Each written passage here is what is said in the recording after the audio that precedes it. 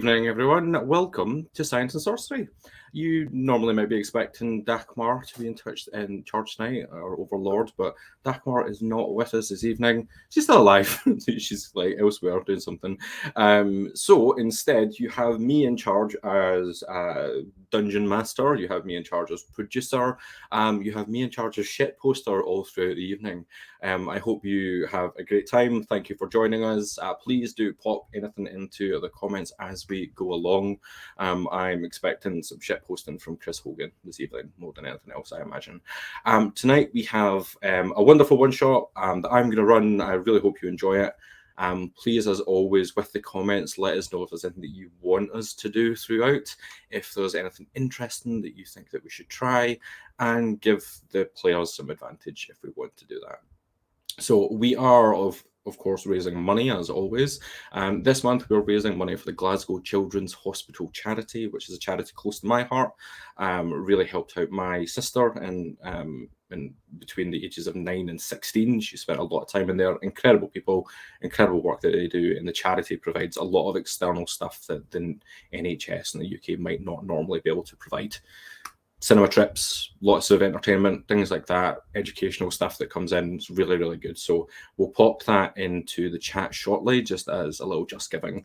If you can spare anything, I know we're facing a cost of living crisis, but if you can spare anything at all, then please do, and you'll be in with a chance of winning a free t-shirt from our Redbubble store. Any t-shirt that you want, whether it's all capybaras or barbarians, whether it's the I can't remember what it is. There's one about be it militantly ace, that's the one, or you can get the Velocilobster on the t-shirt as well. I think that's all the announcements that I have to make. Dagmar, when you watch this back, if I get it wrong, you should have been here. I'm going to bring on our characters one by one, our players who are going to say hello and what they do, and then we're going to fire straight on into the story. We'll have a break halfway through. Thank you for joining us. I can see that there's people already watching. So please welcome the first of our players this evening. It's our resident artist. It is Alex Holt. Hello. Hey, Alex, how you doing? It's me, Alex. You may remember me from shows such as this one. I am an artist and other general nonsense provider of this show. Well, I'm really, really pleased to have you here and to be taking part in this show as always. We've got a tweet that has just gone up on our Twitter. It went up about 10 or 15 minutes ago of we're going live soon. So if any of our players are doing that and they want to go retweet it, that's the one to go for. We're going to find out who you're playing this evening very, very shortly when we get into the game. But thank you, as always, for being here and for making incredible character art that we've got for all of our characters as well. There you go. So, bringing on our second player, it is a wonderful friend of mine. I'm really pleased that she's here to play Dungeons and Dragons for the very first time. It is the absolutely incredible Hannah Ayub. Hey, Hannah. Hey, so I'm a science communicator and an illustrator and slightly obsessed with animals, tend to draw and talk about them whenever I'm given the chance. And you've never played D&D before? No. I have very little idea what I've gotten myself in for. It's exactly what we want. It's lovely to have someone who's like really gonna go for it. Hopefully, as well. We've had some players in the past that are like, "What am I doing? How do I roll?" So thank you for being here. And next player up is another Twitch streamer. Please welcome the wonderful Kat Phillips. Hello. Hey, so I'm Kat. In my day job, I'm doing a maths PhD at the University of Bath. And in my spare time, I communicate maths on Twitch. Kat does maths. Amazing. And your experience with Dungeons and Dragons? So I played a campaign years ago, and I've done a few one-shots here and there. So a little bit of experience, but maybe a refresher course today. Cool. Hogan's already commenting you're in for a good time. I think that was aimed at you, Hannah. You're in for like a good show this evening. Okay, final player for this evening. Please welcome Calum Spearing. Hello, how are you doing? Hello. No. I'm good, thank you. So yeah, my name's Calum. Can you hear me? Yep, we can hear you now. Yep. Okay, cool. So my name's Calum. I'm an early years science communicator. kind of making videos on the internet in my free time to help teach people science. And I also work in events currently, helping with festivals. Okay. Just so you know, Caleb, just in and out ever so slightly in terms of your connection. If you drop out at any point, that's absolutely fine. But we're absolutely delighted to have you here as well. What's your experience with Dungeons and Dragons? I haven't had a lot of experience. Well, I haven't had a lot of experience playing. But I have kind of watched a lot and read a lot of lore. Fab. So you see, folks that are watching, we've got quite a range of experience, and quite experienced, lots of experience, none at all. And that also goes for the person who is being your DM this evening. This is my very first time as Dungeon Master at all, ever. So yeah, we'll see how this goes. Hopefully it's going to be fun. I think that's all we really need to say in terms of getting us all set and good to go. Though, as I said, there'll be a break halfway through. Right. Are we all in the right places? We're not. Let's get everyone moved around. That's right, isn't it? Yeah. Okay. And let us get going with a story that I'm really, really happy with. It is a story called From Top to Bottom. So,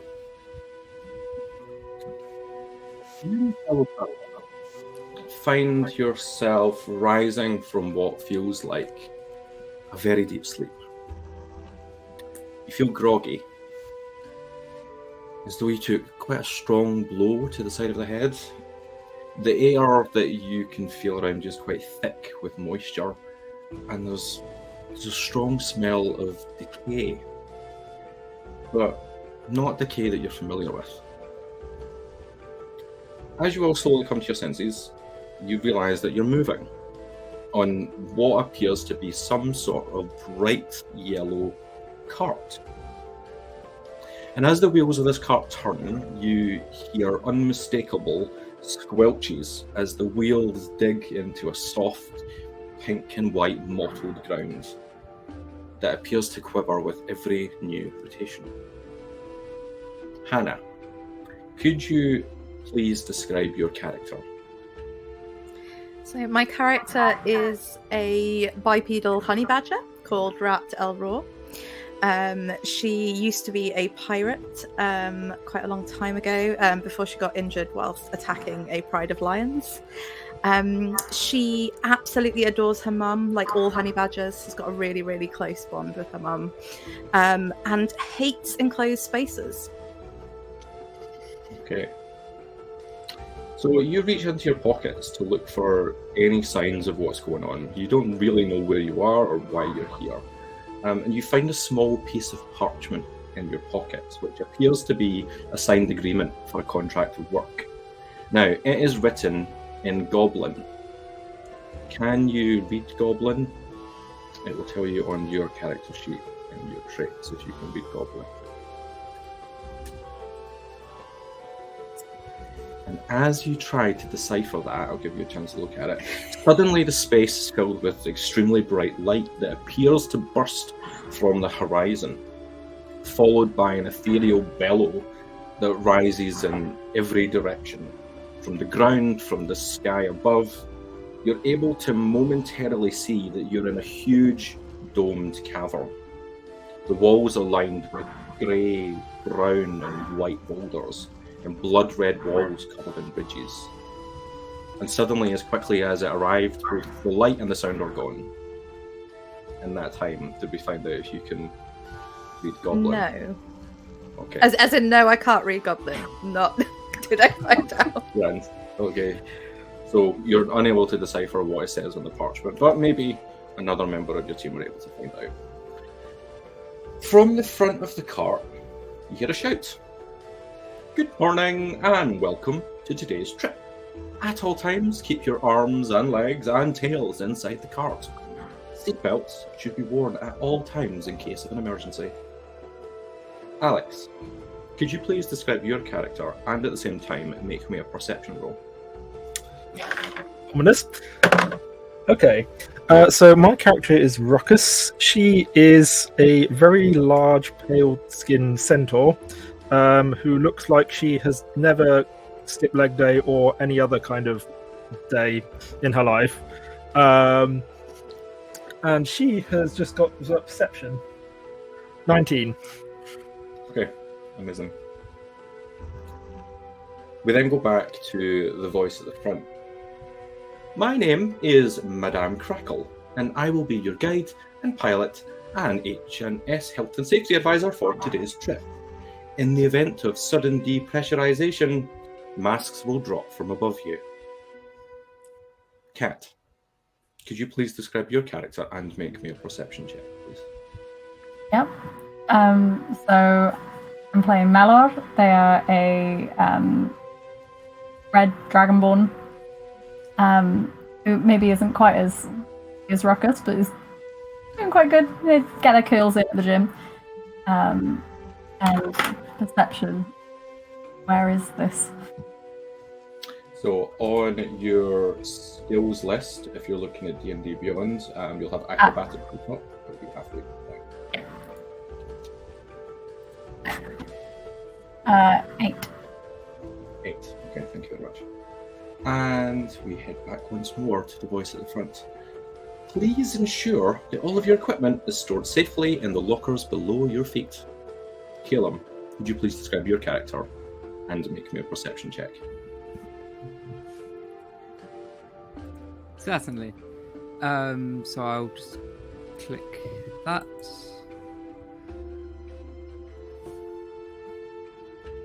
That was it. I got a 10. 10. So my character's Eden. Eden is a centaur. They love coffee. They've liked coffee a bit too much. They've got a bit of an addiction, but they can't stand alcohol. They can't stand the smell of it. They kind of are quite acrobatic. They're kind of not as buff as Ruckus, but they're still reasonably well built. Okay, fabulous. And you said an 8 on perception. A 10. 10. It was. Well, Yeah. Okay. Yeah. Okay. So, what you see at the front of the car is a human woman with a polka dot dress on, red hair, ginger hair, and with a bit of a robotic look. Not looking at you as she's speaking, but just like staring straight ahead. Her name was Madame Crackle. And so you soon begin to hear that bellow once again that you heard before, and what seems to be the sound of falling water. You can't see where it's coming from. At this point, Madame Crackle is still going through the safety briefing. If you see anything that doesn't look right, we ask that you keep this to yourself. And then the voice changes also slightly to, see it, shut it, fuck off. Thank you for travelling with us today. Thank you for travelling with us today on the magic scoot. And at that point, you suddenly tumble into the darkness. And as you fall down this waterfall into the ever-expanding darkness, you notice that Madame Crackle has gone. She's no longer on the cart. Now, we had a 19 from Ruckus on your perception. You are wearing a seatbelt. You are in your seat. I don't know how that works for a centaur. I was You just are wondering about trapped that. into this cart. It's like a little horse box to pull behind. Okay, and then we had a mask that was dropping from above, and that was a failure on your perception. So what I'm going to say is, you can't see a mask at this point. Everyone else has some sort of mask to cover them, to cover their air, to cover their mouths as they're going down. Things are starting to change. It's depressurizing. You're struggling to breathe a little bit as we go down, Miller. And then we have another failure with a 10 for Eden. And Eden, you were looking for a locker below your feet, and you couldn't find anything, so you weren't able to store any of your stuff under there. And so I'm going to need you to take one thing from your inventory and discard it. It's gone. Go have a think about what that's going to be. What are you doing? You're falling down a waterfall. Some of us are strapped in. Rat, I'm going to say that you are absolutely fine. You've got a mask on. All your stuff's fine. You're strapped in. Ruckus, you're fine. You're strapped in. What are our others doing? What are we doing in this time? You're just falling down an endless chasm. Oh god, you came out swinging with this one.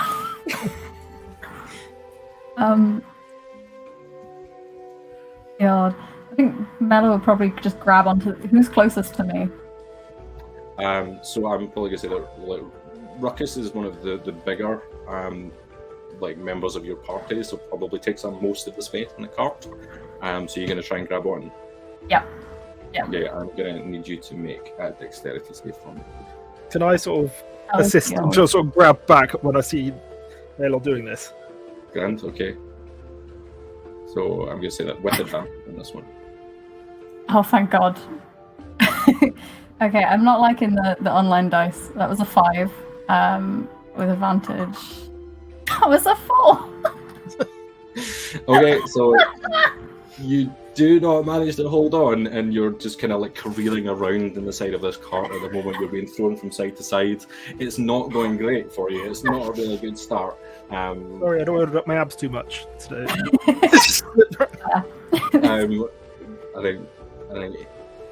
Eden, you've frozen ever so slightly. But Rat, Ruckus, are you doing anything else at this point? Anything that you want to do?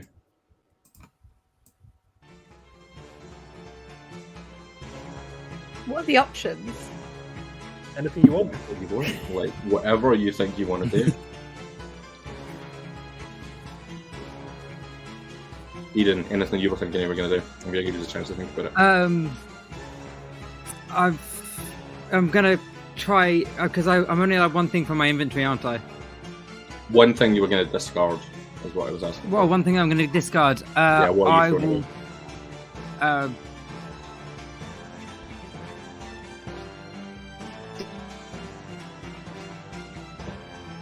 I did my... Oh, we lost exactly what it was you lost. That was my sling. Sling. I've lost my sling, but I've got my quarterstaff, and I want to try and stretch out my quarterstaff so someone else can try and grab it. Okay, so two of your party are already strapped in, so they don't need to hold on to it. But I think Maylor, that might be one for you. Yes, please. Okay, so Try again. I am going to say for this that Eden, I'm going to need you to make an athletics check for this one.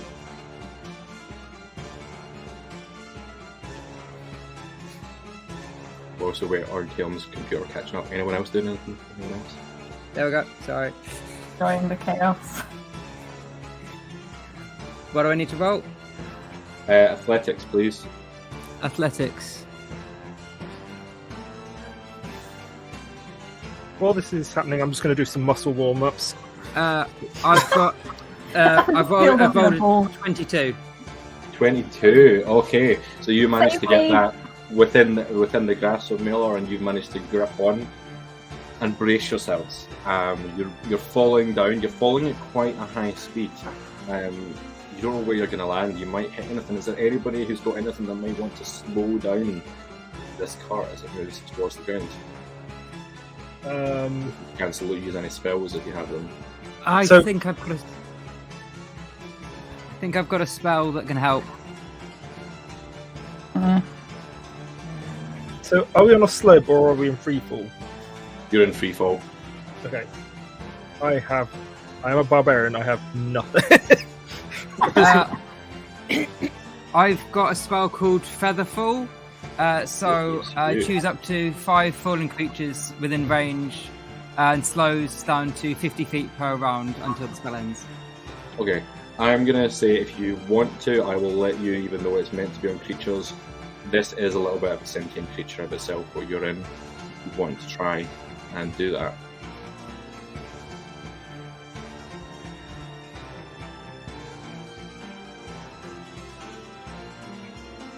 So we've got Ruckus is flexing, Rat, Miller. I'll cast Freefall. Oh. Just holding on. Yeah. Just like wave across to Rat, like, hello. Okay, Eden, how'd you go on? What do I have to roll to be able to cast it? So, what are the instructions for Featherfall? The instructions are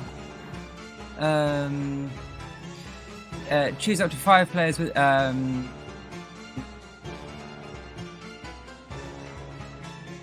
Okay, so You you don't have just to do casted it, anything. it's just instantaneous, so you are able to just slow down the speed of the cart as it's falling down. a falling creature's rate under. Yeah, grand. Did you catch any of that? Okay.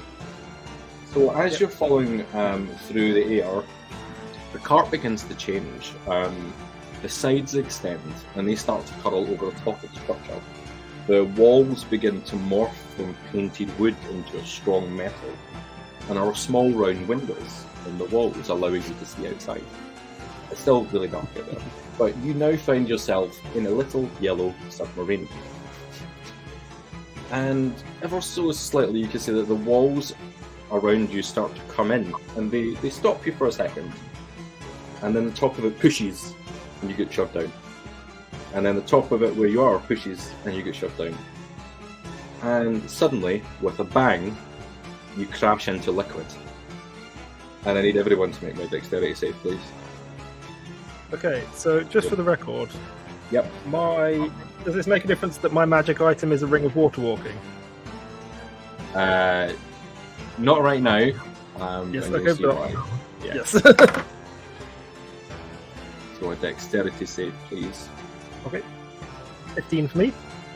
15. 9. 18. Okay. Physical dice don't like me as much anyway. So we'll let Caleb catch up. I've got an 18. Okay, so we have 3 people. You're absolutely fine.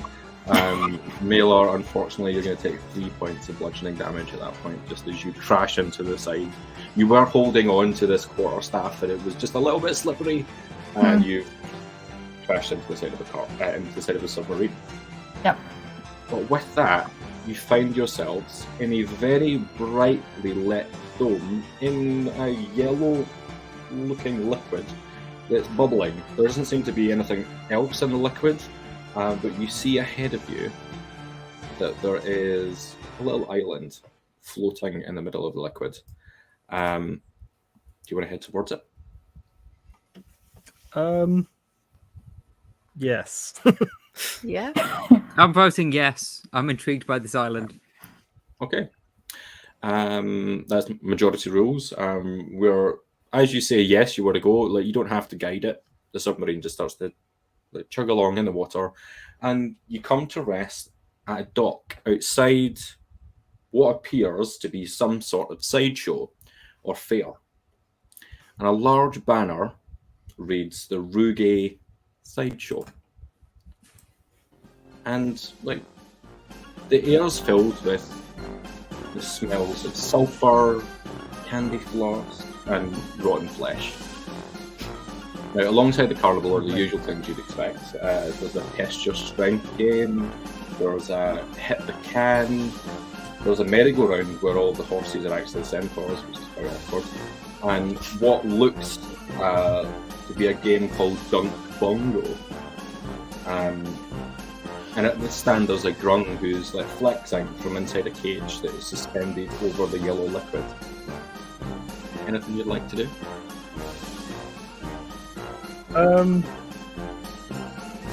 Can I... Okay.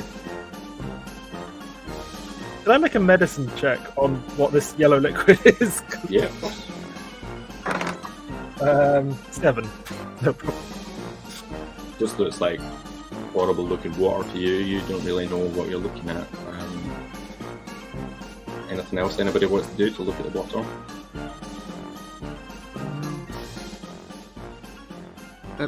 Can I play hit the can? You want to play hit the can? Okay. Yeah, I'd quite of like course. to play hit the can. Eden really loves gambling and chance and would love to play and show that they can win. Okay, so you head over to hit the can, and everybody kind of like is a bit bedraggled. Someone's taking bludgeoning damage. The day's not starting really well. You're heading over to hit the can, and you see that behind hit the can, there's just a little kitten that's like catting the stand. And just goes, and then points at the sign beside it that's like 3 gold. So I haven't told you about how much gold you get, so you're just going to throw over 3 gold, and you'll be given 3 balls, and you need to knock down as many cans as you can. Yes. And to do this, I am going to get you to make either it'll be an athletics check again once again for this one, An athletics check. Okay. or if you wanted to play into some of your own. Oh no, wait, we'll go with your athletics check because I just saw what it was. What did you get? I just got 20.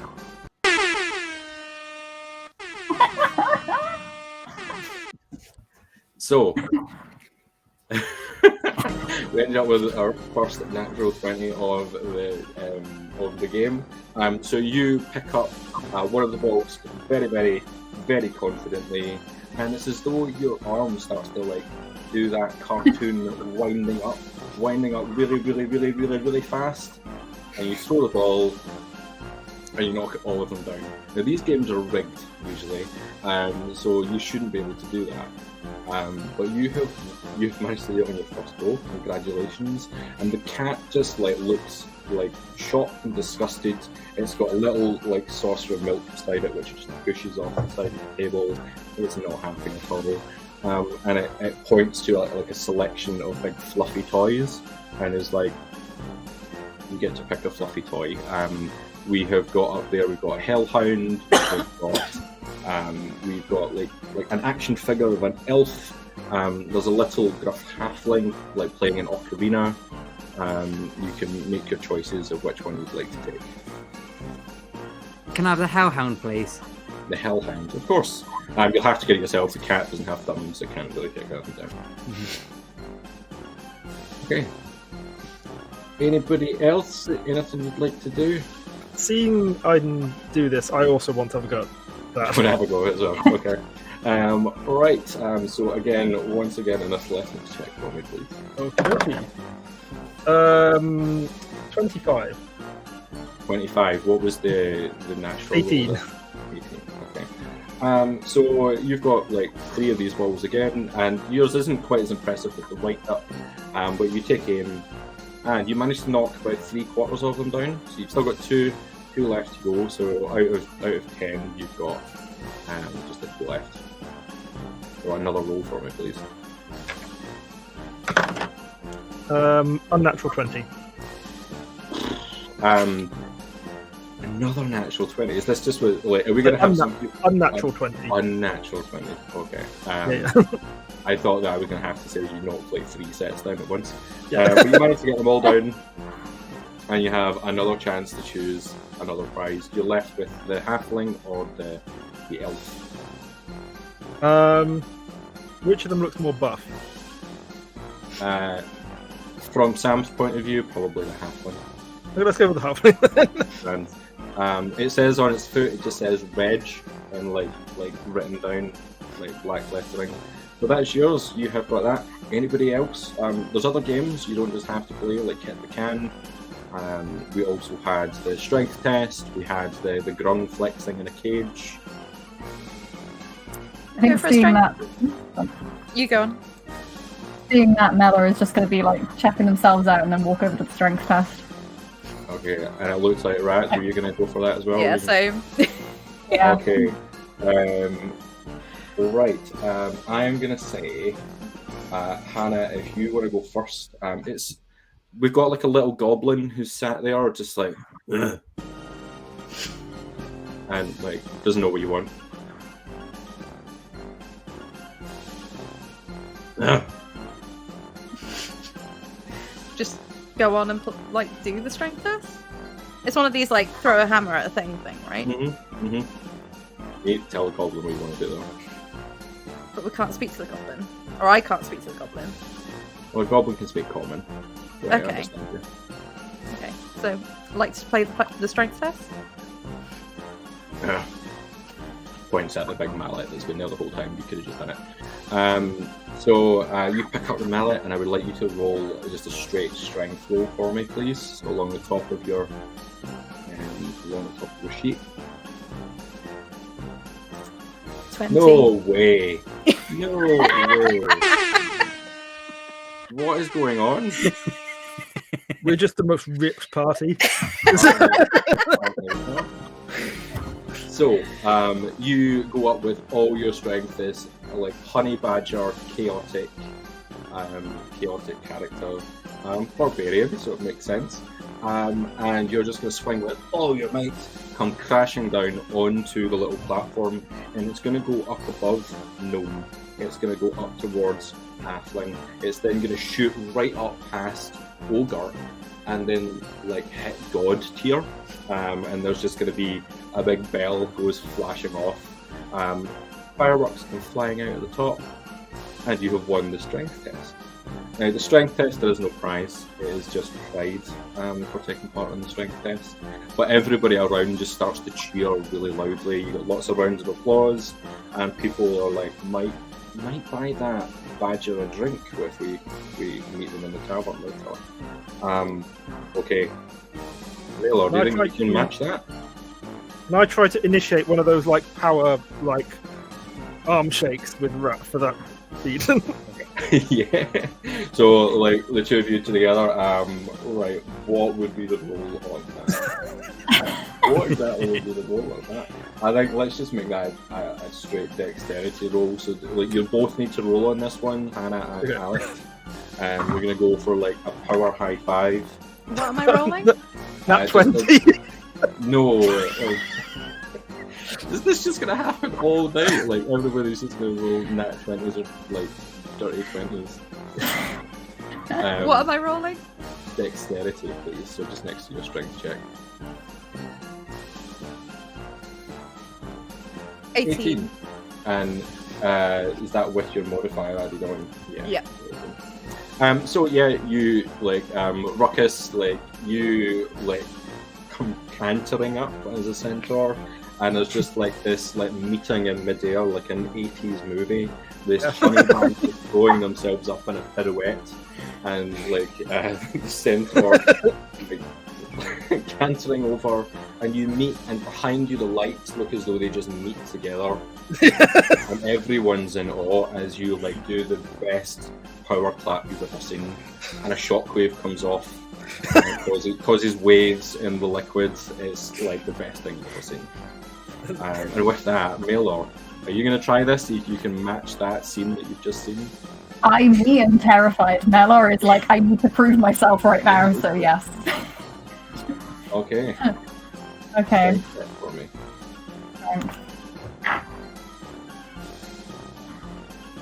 No, no. That's a nat one. I can see myself out. Like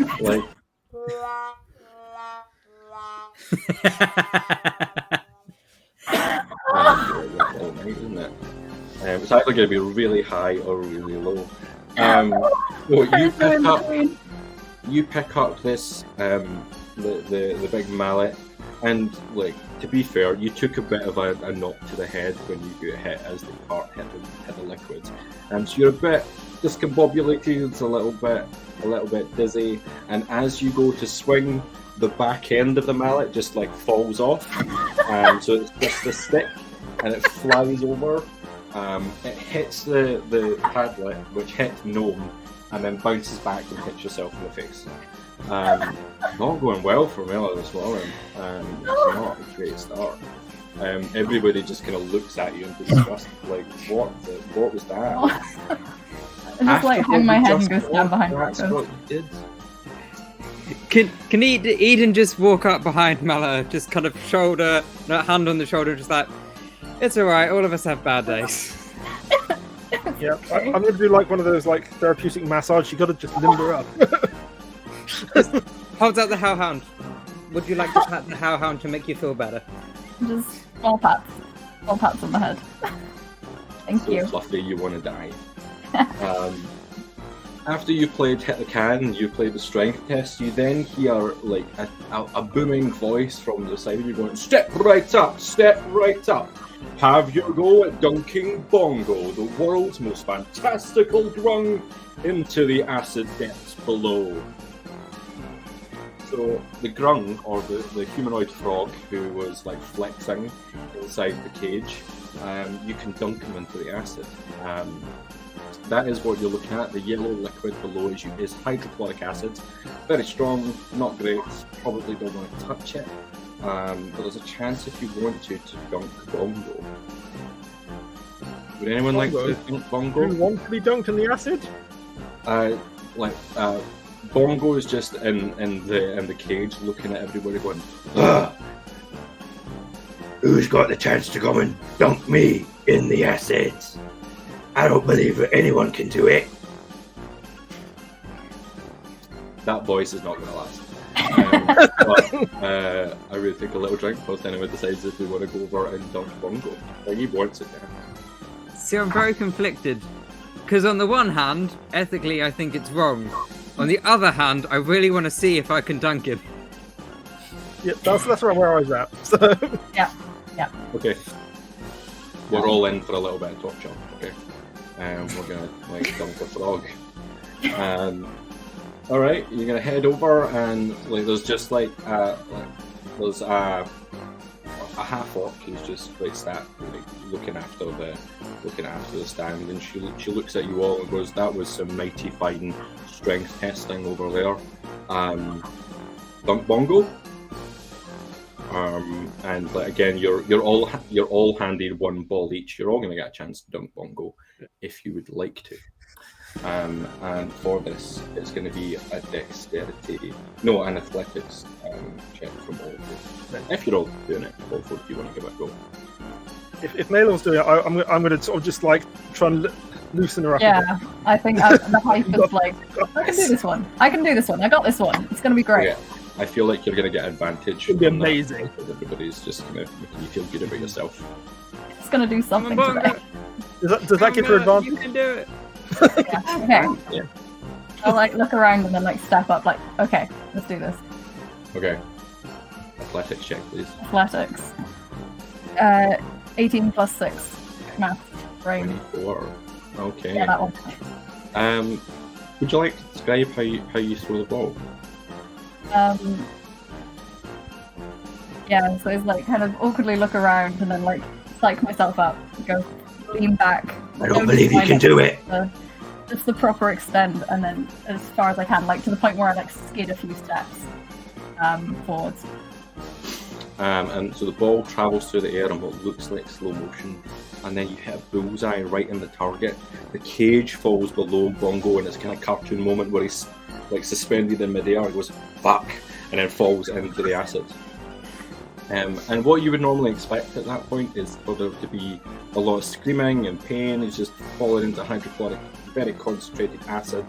But then from the side of the cage, you see an incredible flourish as this humanoid frog, the grung, comes flying out of the acid and lands with a pirouette on the feet as though they've just been at the Olympics doing gymnastics. Absolutely fine. Bongo is fine. So Bongo wants to have a chat after that, because that was first throw, absolutely brilliant. Comes over to you, and the voice is going to go because it's not going to last if I keep trying to do that. He comes over to you and he's saying, that was incredible. First person to dunk me all day. It's so refreshing to finally end up in that acid. You're probably wondering why I'm okay. I'm a Pobblebonk grung. I can survive an acid. So Pobblebonk grungs, this is the first Cyclone bit, Pobblebonk grungs can survive in acidic, Pobblebonk frogs can survive in acidic waters, up to the same level as stomach acid. So they, for some reason, they cannot be digested by the acids that exist in some extremely toxic parts of New South Wales, I believe, Australia. So he is one of those Pobblebonk grungs. and he has a prize for Malor. I'm going to go for that incredible throw. I'm going to give you this, and it's a can of hot snakes. It's like snakes in a can, but it's called hot snakes in a can. And it just says like on the label, like do not open unless in an emergency. Okay. So hot snakes in a can. Okay. And like he's like really pleased with what just happened. I'm gonna take the can and pretend it's like a trophy and just like run around with it, like yeah. It's got this dragonborn running around hoisting an aluminium can above their heads. Yep. We've got a satyr with a giant plushie. We've got the strongest honey badger in the world, and a centaur who's just having a great time and really happy to be there, looking after their friends and really figuring out what the fuck's going on, because you've woken up on a cart, you've fallen down a waterfall, and you've ended up playing in a couple of games. Do we know each other, by the way? Sorry? Do we know each other, by the way? We haven't decided on that. I can't remember. I don't think that we did say that you knew each other. So you woke up with no real memory of why you were where you were. So you just seem to have made it like a bit of an immediate bond at this point. So Bongo's still there. He's like, where have you folks come from? I mean, Mallow just kind of points towards where the thing drops down. Like, You've just arrived. Like you've just come in. And I mean, like, where even is this place? well, this is the Ruge side show. It's a bit of a temporary spot for us. We're not going to be here very long. You know, as carnivals, we move around a lot. We'll find a new place ever so quickly. I'm not really sure where it is. I don't remember how we got here either. I just enjoy the performance, and I'll just do what they tell me to do, regardless of where we end up. So, like, are we in something's stomach? What? No. There's no chance. That would be weird. I mean, it was very squishy up there. And it's very acidy down there. yeah. What does the ground look like? You are like currently on the ground that you're walking on. Looks like it's covered in fur and feathers and bone and like little bits of like brown mush. It's quite solid. But yeah, it seems to be like quite a mixture of different things that are making up this solid place that you are. It's like a bolus type thing in a stomach. Could be. We're sitting on a giant floating owl pellet that's not in the right place in the body. That's the only explanation. So, at this point, Bongo is like, you all look as though you're really struggling with what's going on today. And I met someone recently who seemed to be having some similar problems to you. I took her to the Jolly Goblin and points towards the tavern at the end. I think she's just kind of propping up the bar. If you'd like to go and see her, might be the person you're looking for. Oh, was it Miss Crackle, maybe? Oh, Madam Crackle, I believe. Madam Crackle. Crackle. That was her name. That was her name. Saw her on my break. She not great. She'd landed right in the water. I'd just been for a swim. Wasn't in there long. Managed to get her up and get her out. So would you like to go to the tavern? Yes. Okay. So you head over to the Jolly Goblin. It's pretty busy in there, like busier than you'd expect for an establishment perched on an acid sea on top of perhaps what might be an owl pellet. The bar staff dart between the tables with like a lot of grace, and it makes the heavy trays of drinks look as though they're weightless. And you notice that the wait staff are all a group of feral cats. At the bar, there's a Leonin, humanoid lion, who keeps asking for shots of milk, and as they're served up again, she's just gently pushing them off the bar onto the floor. And there's a number of patrons around. There's a warlock with a hellhound in the corner. There's more grung, who seem to all be there to watch Bongo, and a small cabal of gnomes that are chattering loudly around the table. And at the end of the bar is Madame Frizzle. What would you like to do? Did you mean Madam Crackle? Madame Crackle. Entirely original character. Yeah. We're very good at that on this. Yes. Elor is going to go straight over to her and be like, "You could have given us more warning." So as you're approaching, she looks up and says, "Welcome, passengers. We've reached our destination in one piece." And you see her twitch a little bit. And you see that she's kind of lost half of her face, and there's like kind of wiring showing underneath. And like she continues to twitch as though there's some sort of kind of electrical problem at this point. But at this point, she's like, "You've come to the right place. It's time to get on with the job." What job? The job that you agreed to come here. You have the agreement on you. So does anyone I- else in the party speak Goblin? I don't. No. I do not know, unfortunately. Yeah. No. She does like a very robotic sigh. You've taken on the job of helping Tabitha Bustle with a peculiar problem. You have been sent to cure her owl bear, Edward, of the worm that has been causing him problems for a while. For your trouble, 200 gold pieces.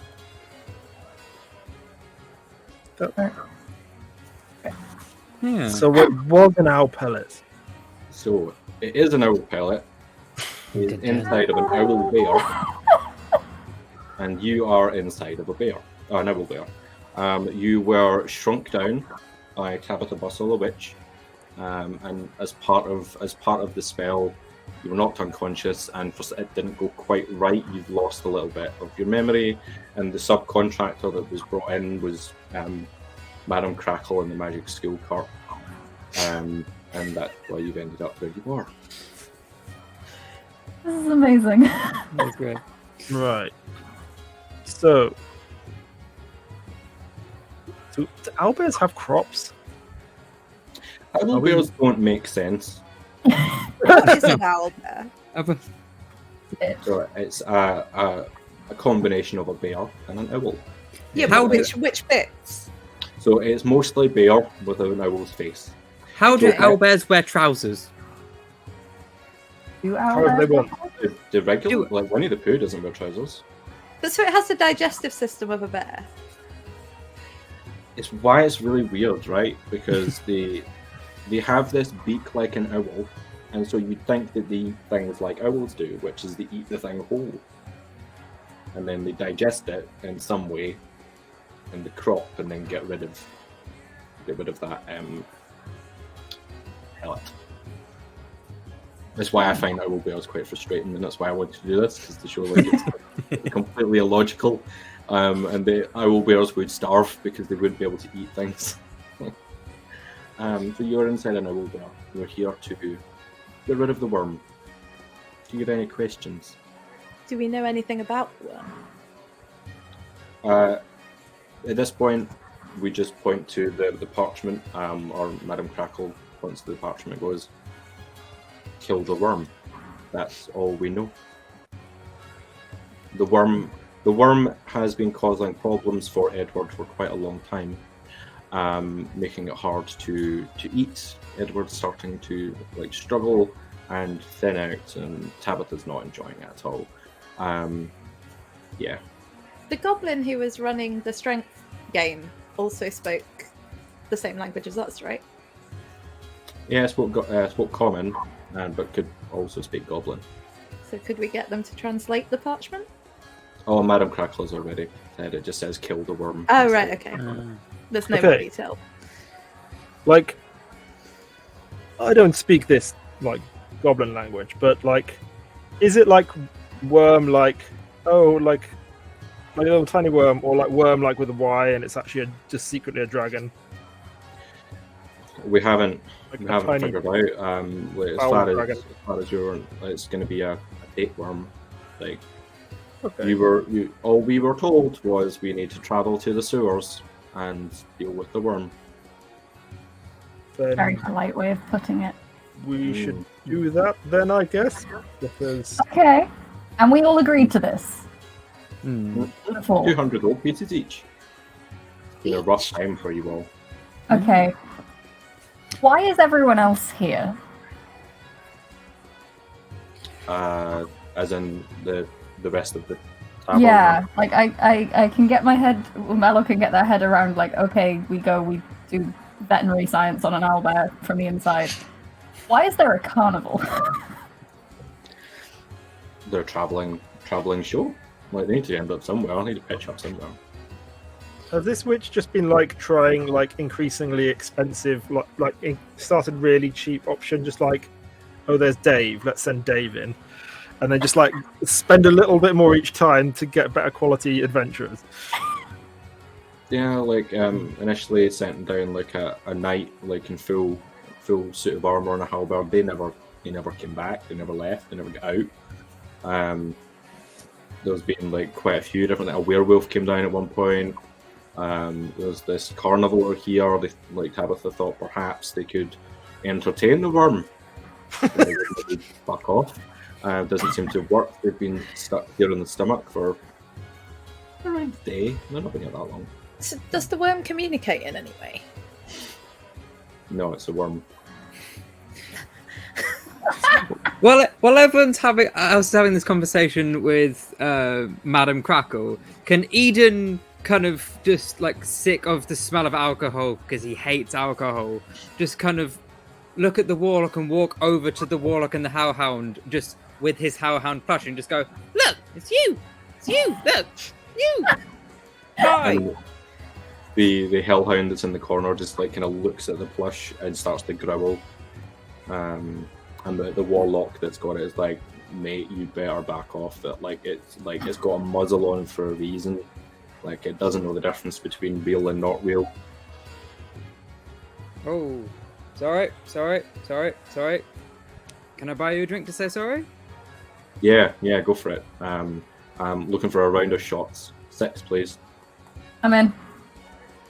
No, they're all for me. Just like get your own. Eden, one more. Okay, what shots are you drinking? So the only the problem is that this place is run by cats. So like you can get a White Russian, and that's pretty much it. Yeah. I will go and order like the biggest container of milk that they have. The biggest container of milk that they have. Yes. Okay. I want to get that protein in. Flexing like chugging milk. Yeah, just like, So you just see from the back like 15 cats start to push a vat out. yeah. And you hear in the background there's just a cow like mooing. And like working through a lot to really fill this Even vat up. more questions. Yeah. There's cows in this tavern. Yes. They're just the help in the back. So you've got this giant vat of milk, which they say is on the house after what they watched outside with the string. Okay. I will just chug as much as I can. As much as you can. Okay, can you make me a con save? I can indeed. Nat 20 again. +5. So, if you've ever seen any of those folk that can take like a whole pint and just like as though it just disappears down their throat, you do that with a whole vat of milk. Yeah. Like, you seem to swell out a little bit, which probably not going to help later on. That's like a lot of milk, a lot of dairy. I have a lot of The stuff. other thing to note here is that anything that has come down the digestive system so far, it started to be digested a little bit. So that includes the food, the drink, you all. So you're kind of start to notice that you're covered in a kind of sticky substance. So yeah, probably don't want to stay here too long. But you've downed this milk. Great, well done. I then give the empty barrel to the lion person, just so that they can walk over. So just the Leonin, the Leonin just looks at this vat, looks back at you, and I'm just like, go ahead. And they dive on in, like they cuddle up in a little ball. They're just like really happy. It's like giving a cat a box. You've given a lion a vat, and it's just sitting there. It's lapping up the little remnants of stuff that are left in the corner. It's really cute. Like so this is Freythir the Leonin, and he's like, you've made a friend for life there. Yep. Okay. Anything? Can we go find this Go? worm then? Yeah, should we go and... Unless you need more milk. You want some more milk, or are you good? This will do for this protein load. I'll need maybe some more in a few hours, but that will do. Okay. Do we want to just take the cow with us? You're going to take the cow with you. Can we go and get the cow? Feels, So the why cow, not? The cow belongs to the owner of the establishment. So you might need to have a discussion with the owner of the establishment if you want to take the cow. It might be quite difficult. You are going to go on a journey through a digestive system. Yeah. But the cow might be useful to like. Cow might get attract the lonely. worm. Are there more than one cow? Is the cow just by itself? No, that cow is raw. It's been milked a lot, is what I'm saying. Oh. We should give a good life to this cow. It's having to and we deal need with all some- of this noise. D&D item-based pun name to be a companion to the movable rod. Are we, if the chat are keeping up, we're looking for a name for this cow. You're going to have a chat with the owner of the establishment if you want to take the cow with you. Who is the owner? So the owner of the establishment is like a really, really, really old, wizened little gnome who's been sitting in the corner the whole time, just kind of like smoking on a little pipe. Like he's very, very small, very wrinkly, very tired. And I just want to have a chat. Right. Is anyone coming? Okay. Yeah. I'll just go stand behind. Just like, Hello. It How are looks you up doing at this evening? Who are you? Oh, my name's Eden. Lovely place you have here. My friend has been drinking a lot of your milk, thanks to your wonderful staff. We just wanted to inquire as if, first of all, what the name of your cow was, and also if we would be able to purchase them from you. I'm looking down a list of D&D items. All-purpose tool.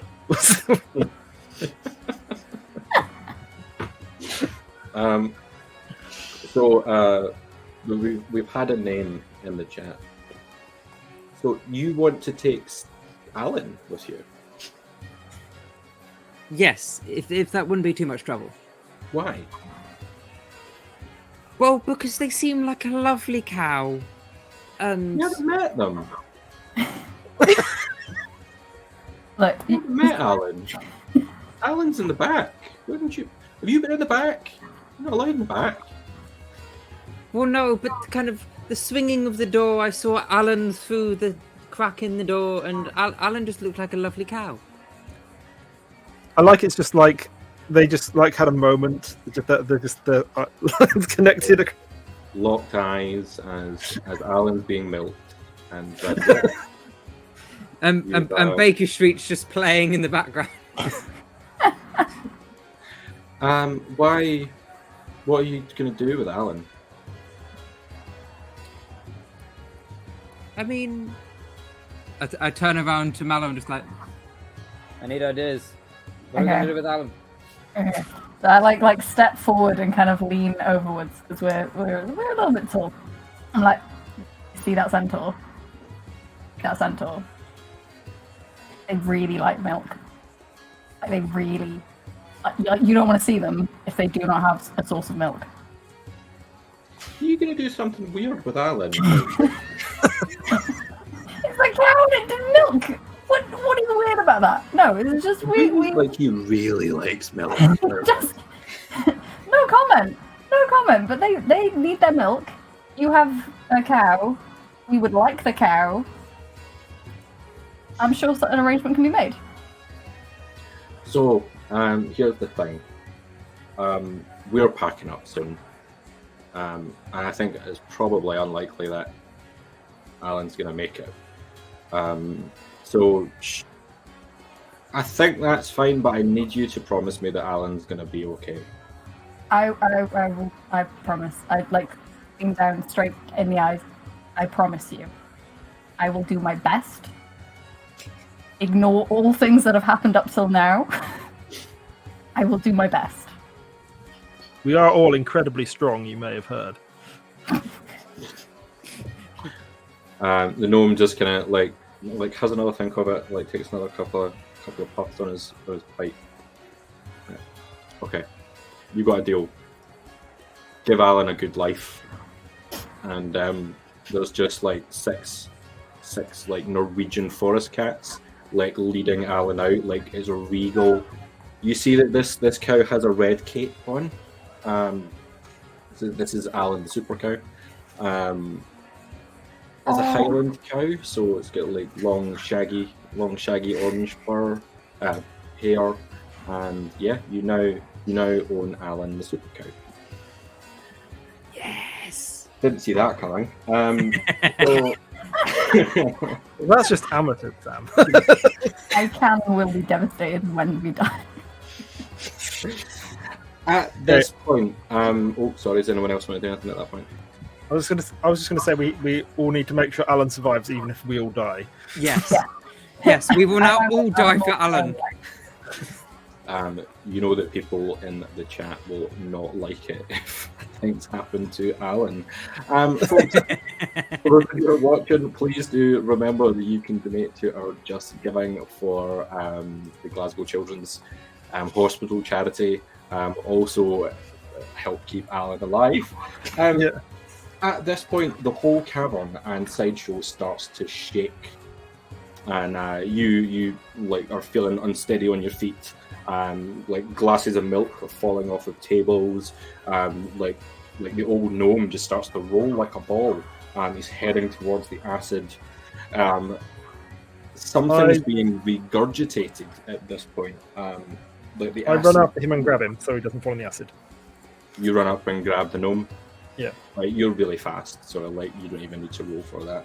The stomach's convulsing. It seems you've found yourselves about to be regurgitated, which is the wrong way to go at this point. You're gonna need to make your way back to the sub, and you're all gonna have to start running really fast. Okay. And this is not just you four. You've also got Alan. You've got Madam Crackle, and Bongo is along for the ride as well. Bongo, the Pobblebonk drunk. So you're sprinting towards along this like owl pellet that's covered in bone and shit and feather and fur, and I need you all to make me some dexterity saves, please. 18. Oh no. 9. Oh no. 9 for Ruckus. I- 20. I got a 5. And Hannah, 20. like natural 20. No. Oh, okay. Like so, we had what were those again? I've lost my numbers again. So we had 20, 5, 18. 18, 9. So Rat, Miller, you're absolutely fine. Like you're continuing to run. You both managed to leap over other groups of half-elves, and we've got Grung, we've got the Hellhound that is running with a muzzle on. It's chasing after this plush. For the two folks who do not make it, you're going to take some 5 points of acid damage as we get some splashing up from the sea, and it's splashing onto you. That's as much as going to happen at that point. You're going to keep running, and it's quite a long long run to get you toward this submarine that is just kind of floating around in the dock, looking really happy. Its top hatch is automatically opened at that point. Madam Crackle is running in high heels. It's like, this is not going to end well. I scoop people onto my back so we can get there quicker. Okay, so who are you taking? Is anyone slower than average? So slower than 30 feet, I would say. Yeah, Slower than how many? 30. No, I'm good on 35. Yep, I'm 30. So, Madam Crackle, can I pick up Alan? I would say if you take Alan, you can't take Madam Crackle. So Okay, I'll just take Alan. you're taking That's not Alan. the choice. Okay. So Alan is now on the back of you. You've got this saddle that means that nothing can fall off. So Alan is absolutely. Oh, do I still get that? Yes. Yes. Okay, cool. You've got that. That to me is an integral part of your character, and I love it. Okay. So we're still running down this owl pellet, and like comes flying across is just there's like 100 kittens, and you're like going at really high speed. You're gonna flatten them, and so I need you all to make an acrobatics check to make sure that you're able to leap over these kittens. Are you gonna make it? See, this is where we won't get all that. I'm not okay with it. 16? 16. You've got 12. I got 15. Oh, wait. Can I, instead of doing that, can I just make a massive centaur jump? Yeah. With athletics? Yeah. Okay, so that is instead 16. Okay, so 3 of you have made it. Rat, unfortunately, you're running at such high speed on all fours, like with your kind of claws out, and you manage to smear about half a dozen kittens, and stumble a little bit. You're going to take a couple of points of acid damage from me as well, so you're going to take 2 points of acid damage at that point. Bongo's also running, so Bongo needs to know whether he's going to avoid it. Bongo, he's fine. The kittens are fine, so we've just got half a dozen smear kittens as we're heading back towards this submarine. And then we're almost there. There's a wooden pier to run along. It's starting to shake. It's starting to crackle. It's not doing great. One last deck save for me, please. Can I just double check? We've got to put our own HP down for the damages, don't we? Yeah. Yeah, cool. So one last dex check for everyone was that? Yeah. Oof. No! Oh, 15. I got 5. 5. Oh no, a 1. That one. Oh, And yeah, Rat? that one. 20. Is that a natural 20 or like with that? Wait, so natural is without the... Without added. your modifier? So added on? 18 without. Okay, fine. You're fine. You're absolutely fine. Like everybody. Yeah, well, I got we a had nat. Rat, we had Mail, or Eden. What did you get? I got a nat 1, but my modifier was +4, so I got 5. Okay. Oh. We're going with a nat 1, so it's 2 nat Yeah. 1s that we've got there. You fall over, and your whole right hand dips into acid. And you come back up, and you can see that we're starting to get. It's not looking good. So another 3 points of acid damage for you. Is that to me as well? Not to your face, your hand. It's going to splash up into your face, and at this point, you're going to get some streaks that are coming along. It's going to look like really cool war paint, but another 3 points of acid damage. Now we also need one from Bongo. Bongo is going to get an 18, so Bongo is absolutely fine. And then we also had you almost right back at the submarine, almost back in. 4 of you are in. Bongo is in. Madam Crackle is running behind, and suddenly the pier gives way, and Madam Crackle disappears into the acid. I run over the surface of the water, which I can do because of my magic, of the acid, and I pull her out. I'm gonna have to get you to make me a survival check on this one. Survival. I am surprisingly proficient in survival. I don't know why. 14. This was very difficult. She's gone. Madam Crackle's gone. Your guide, your health and safety advisor, your cart driver, submarine pilot is gone. And at that point, you've all got yourself back into the submarine.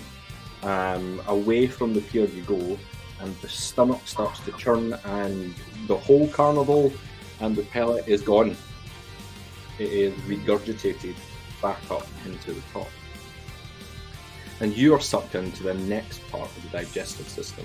You're moving from the stomach into the intestines. And at that point, we're going to take a break. So, to recap, you're on the journey through Edward the Owlbear to remove the worm. You've acquired Alan the Super Cow and Bongo the Pobblebonk Grung in a submarine. You're heading into the intestines, and there's a couple of things that we're going to have to get through in order for us to get to the sewers. So we're making our way from top to bottom. We will be back in 5 minutes, folks, so this is a chance for you all to go and grab some water, take a comfort break. So it is 11 minutes past on my clock. I'll be back at 16 minutes past. Grand. See you all soon, folks. Thank you so much for joining us in the chat. We'll see you very, very shortly for part 2. Like, time the videos, here we are. See you soon.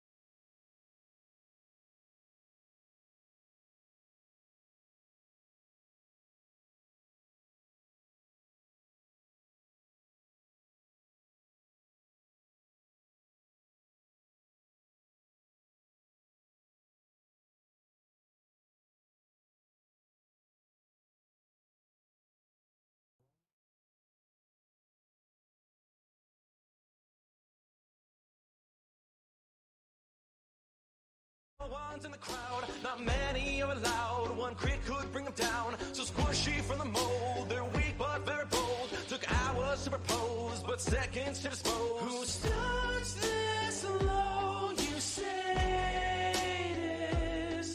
Yeah, they'll gain ground to break dust.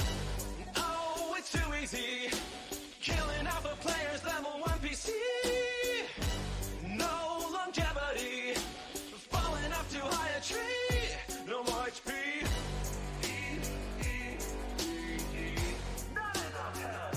No more HP.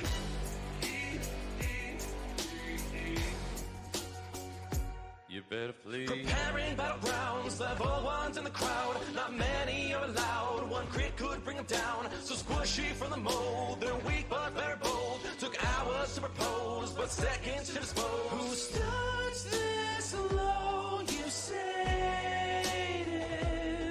Yeah, they'll gain ground to break dust. Oh, it's too easy. Killing off the players, level 1 PC. No longevity, falling off too high a tree. No more HP.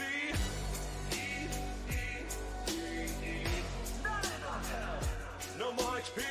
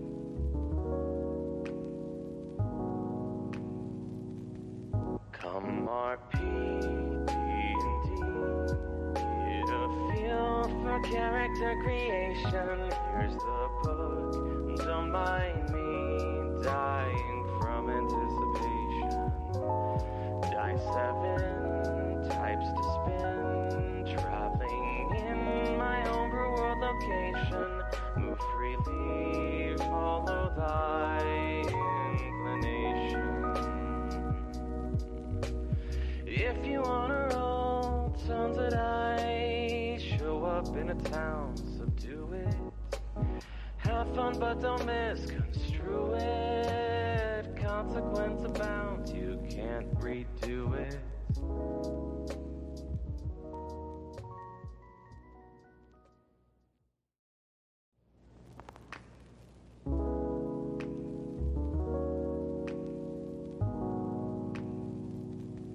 Come RP, D&D, get a feel for character creation. Here's the book, don't mind me, dying from anticipation. Die 7, types to spin, traveling in my homebrew world location. Move freely, follow thy inclination. If you wanna roll tones that I show up in a town, subdue it. Have fun, but don't misconstrue it. Consequence abounds, you can't redo it.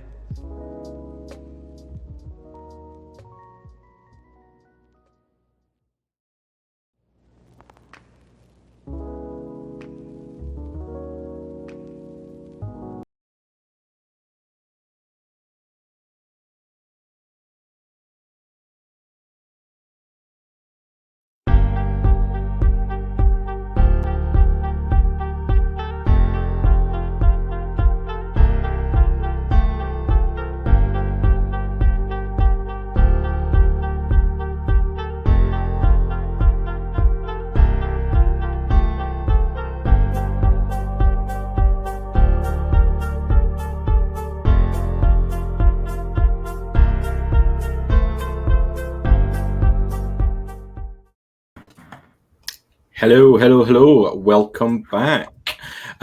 So welcome back to part 2 of From Top to Bottom. I'm just gonna get everyone back to where they need to be. I believe that's right. Let's see. Is that right? Yay! Look at me remembering things. Welcome to part 2, folks, of From Top to Bottom. It's going well. I think our party's doing not too bad. A little bit of damage. We've acquired a cow. We've made a new friend. We've lost a friend. Yeah. So you've moved from the stomach into the intestines. You find yourself in what appears to be a forest. A sticky, quivering forest made of finger-like projections that cover the ground, the walls, and everything in between. This is the Villi Woodlands, a land of absorption and consumption, where all goodness is reclaimed and processed for the good of all. Now, the submarine is definitely not coming with you, so it's going to have to be left behind. Is there anything you want to do before you leave the submarine? Should we check it for stuff? There were lockers. That would probably check if we've got lockers. Check, yeah, that sounds like a good idea. Okay. If you're all gonna check, are we all gonna do it? Just one or two of us? Are we all gonna have a look around? Okay. If you could make an investigation check for me, please. Is that a nat 20, Alex? No, it's a 7. It was just your 8 minus 1. Yeah, you don't see anything really. 12. 12, okay. I got a 2 add 4. Oof. Okay, you don't see anything. Yeah. Anna? 12 plus 1. 12 plus 1. Okay, so Rat, Miller, you both see, if you're taking a look around, you both see 2 greater healing potions, which are stuffed underneath a locker. They're just there for you to take. So you now have those. You can use them now, you can keep them, do whatever you like with them. And that is all that's really to be found. Anything else you want to do whilst you're here?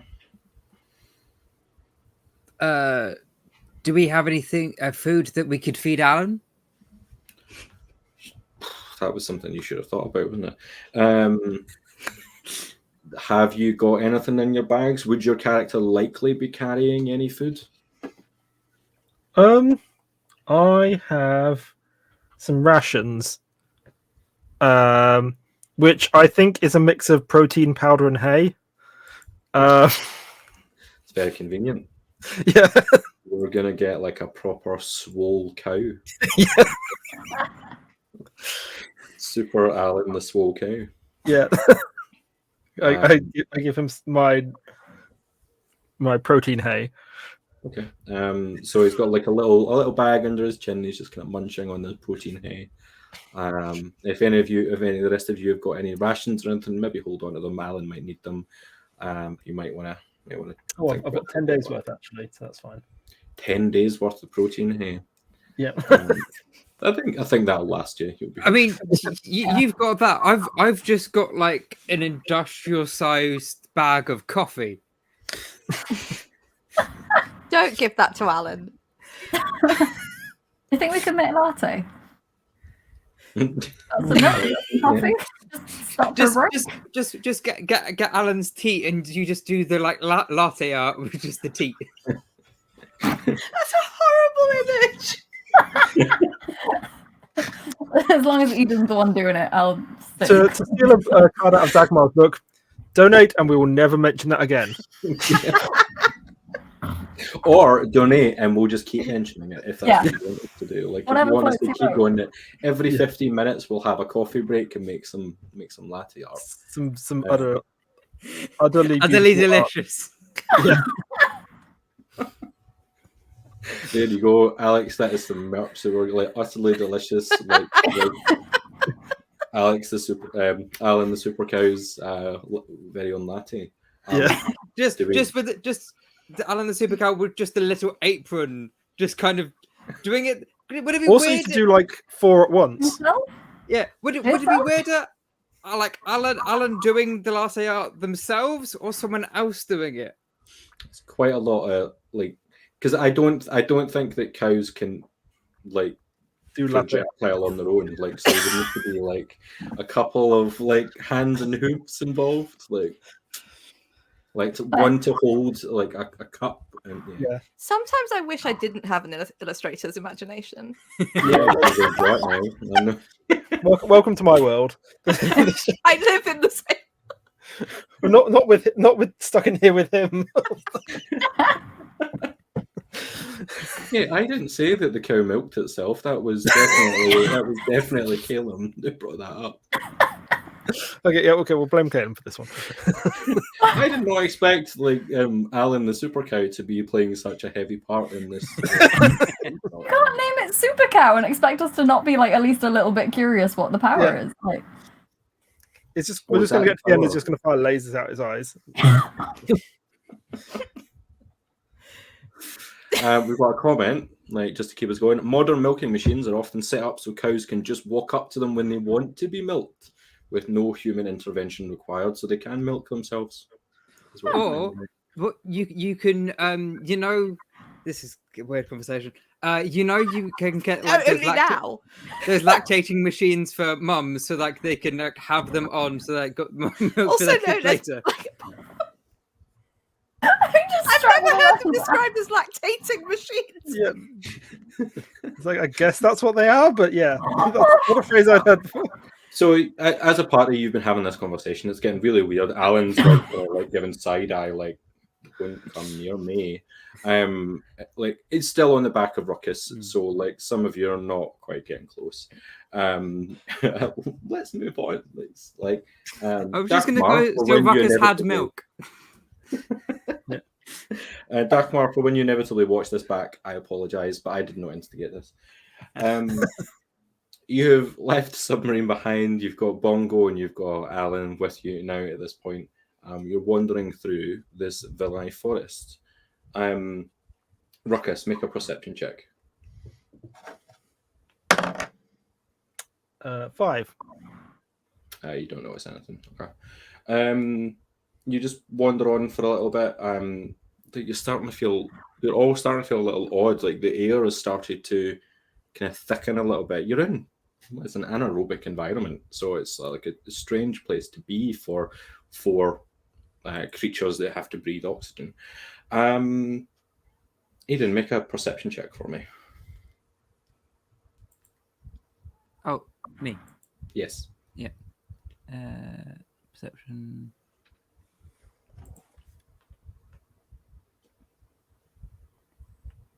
That is 17 plus 4.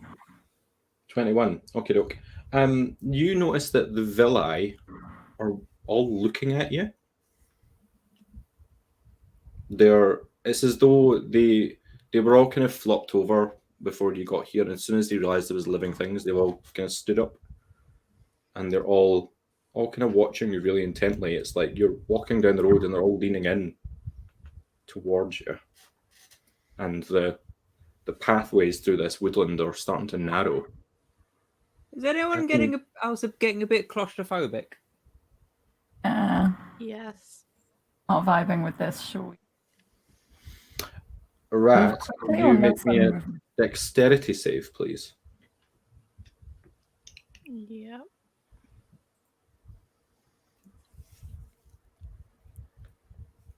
(16 plus 2). Okay. Nothing happens. I light up a torch. I'm just going to wave it. Wave it if anything gets too close. So you're in an anaerobic environment. There's not a lot of oxygen. Oh, yeah. So this torch is going to light up for just a second. And as it lights up, you see... Oh my god, there's eyes. There's eyes on these villi. And villis. they're villi with villi. Thousands of them. Stretching forever and ever and ever. And Mailor, make me a dexterity save. 14. Just nothing happens. You've noticed all these eyes. You've lost your light. You can still see where you're going, but there's not a lot going on. I've got a cantrip of light. Can I use that? Yeah. I've got to touch one object that's no larger than 10 feet in any dimension, and spell lasts until the spell ends, and it sheds light in a 20-foot diameter and dim light for another 20 feet. Okay, what are you touching? I'm guessing. Can I touch Alan's cape? Okay, Alan's cape. So Alan's cape starts to glow really golden and bright and illuminates 20 feet around you. And at that point, Ruckus, you are grabbed by the ankle and you kind of are shot off to the side into the villi forest. You are out of sight, and I need everyone to roll initiative. Is Alan still on Ruckus's back? Yes, Alan's gone as well. Okay. The light has just disappeared. What do we need to roll? Initiative for me, please. Initiative. 3. 3. Okay.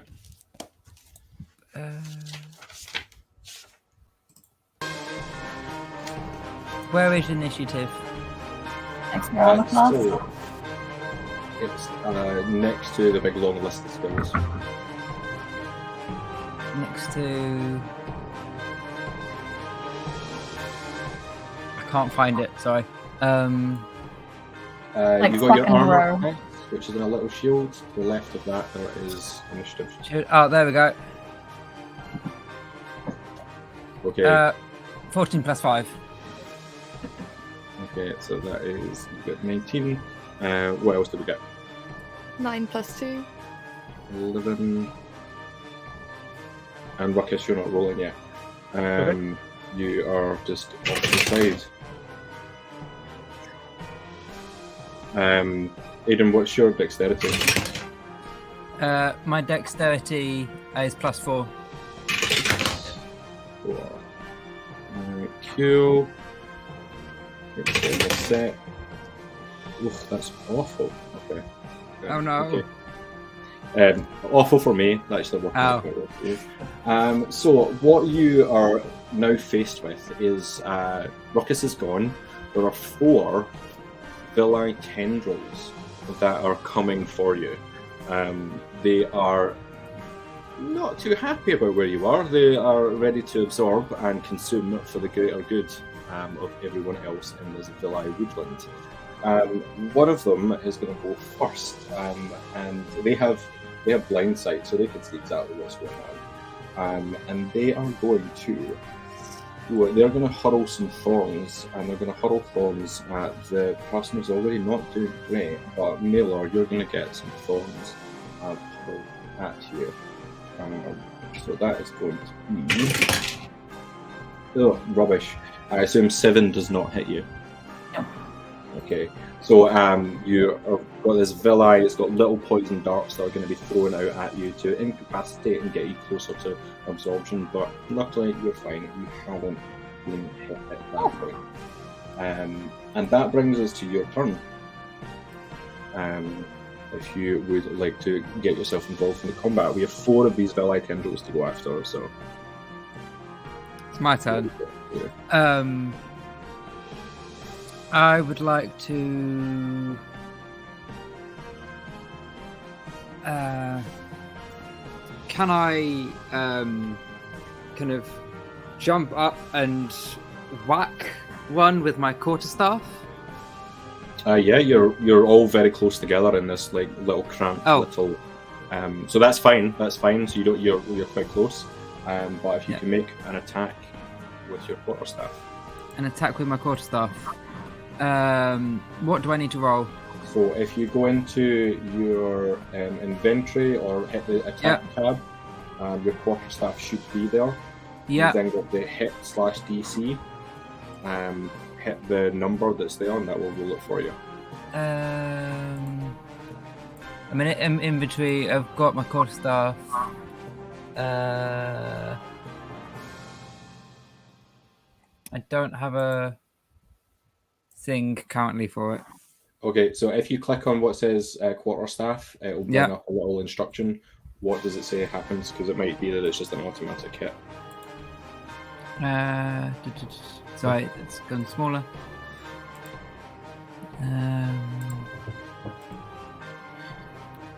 It seems to be that it's just 1d6.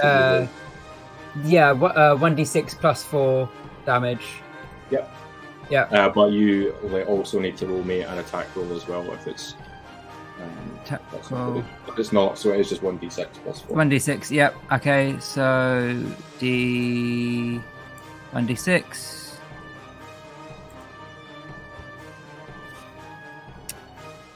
I got 6.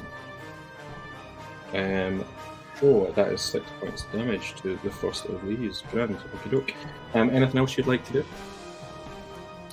I would like to look back to see how. Actually, if for a cantrip, can I cast it multiple times? So you've taken an action already, so that would that would have to wait. That would have to wait.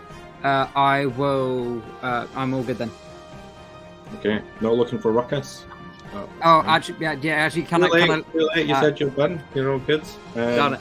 So, Rat, what would you like to do? Can I use my lashing spiny tail?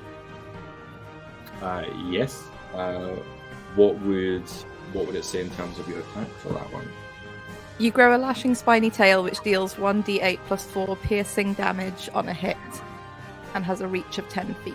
Okay, so what I need you to roll me is a d20, 20-sided dice. D20? Yep. Okay.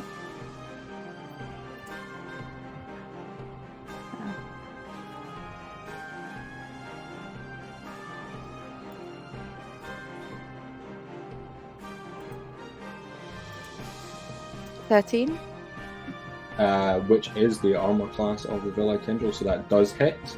So now you need to roll the attack, which is the thing you originally said is a d8 plus.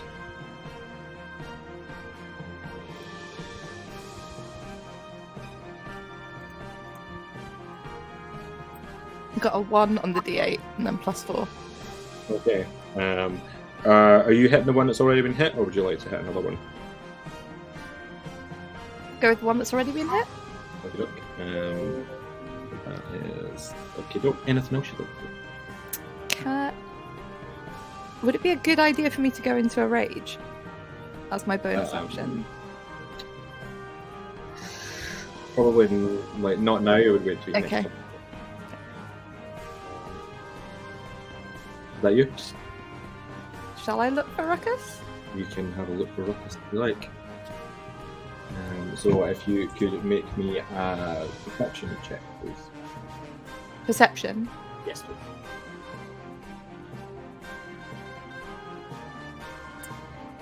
8 + 3. It's quite dark and it's quite a dense, like forest of villi. Like you're not really seeing anything. You do hear a muffled moo, which is coming from Alan. That brings it back to another one of our villi, who are going to take a look at Aiden, and they are again going to throw some of their poison darts. So no. An 8 does not hit, I assume. No, I've got armor class 15. No. Then that's it. Like, it's not really going to do anything.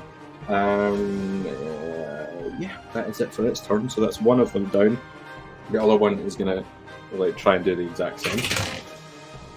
And that is going to be a 14. Armor class 15. 15. No, it's absolutely fine. None of them are getting hit. But that brings it back down to the very first one.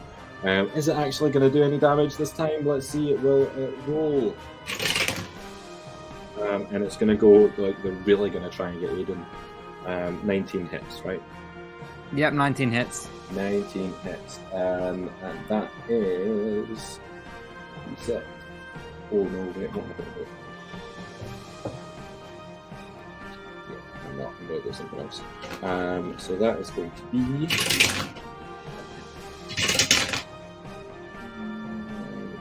That is going to be 9 points of piercing damage against you. Uh-oh. Quite a big hit. Quite a big hit. And that then brings us around to you to have a go. Oh no, sorry, that brings us around to Milo to have a go. Hello. I'm still here. Okay, I'm gonna start chopping. I'm gonna swing at the closest one with my great axe. Grand, make an attack.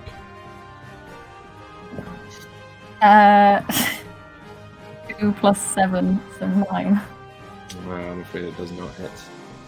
Oh, I do have 2 attacks per action. Yeah. So we're gonna try again. Like stumble on the first one and like, oh, okay, wait, no, try this again. Set up, like up.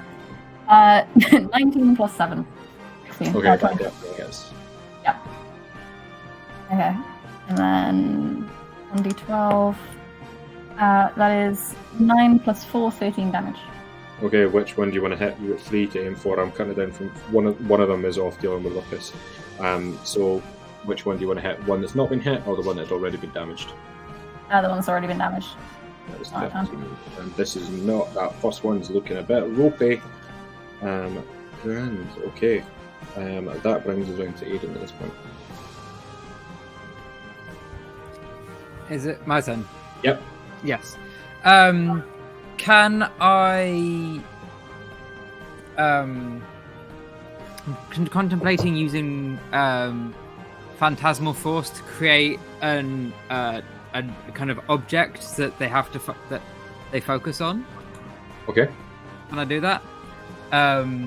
If you want, let's try it. And can I create?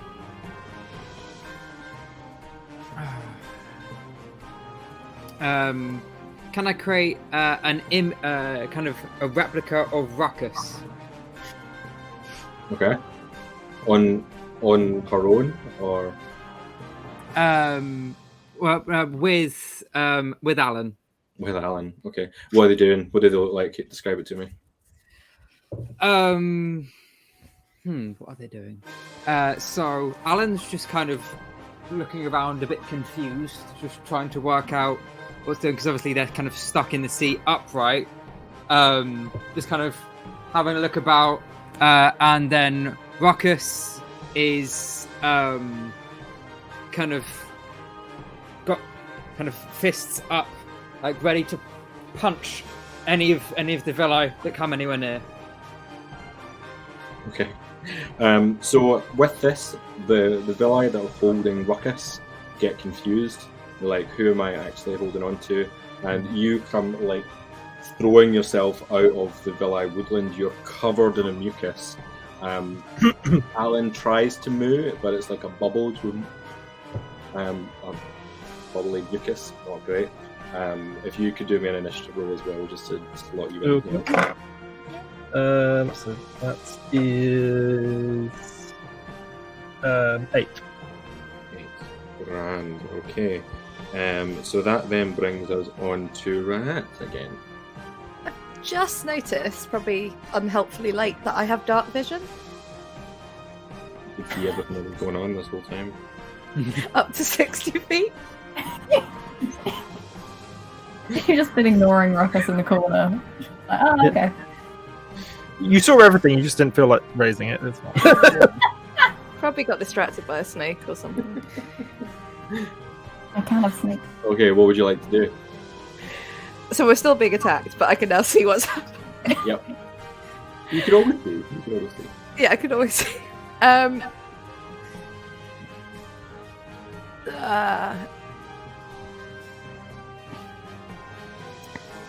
gonna go for bite. Okay.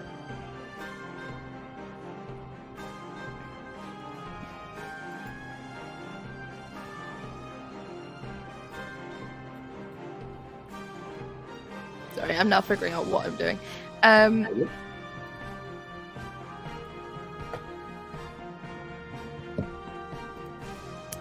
Mouth transforms into a bestial muzzle. It deals 1d8 plus 4 piercing damage on a hit. Okay, so again, roll me a d20 to see if you hit. Okay. 13. So that does hit. And so roll me your damage. That's d8. Yep.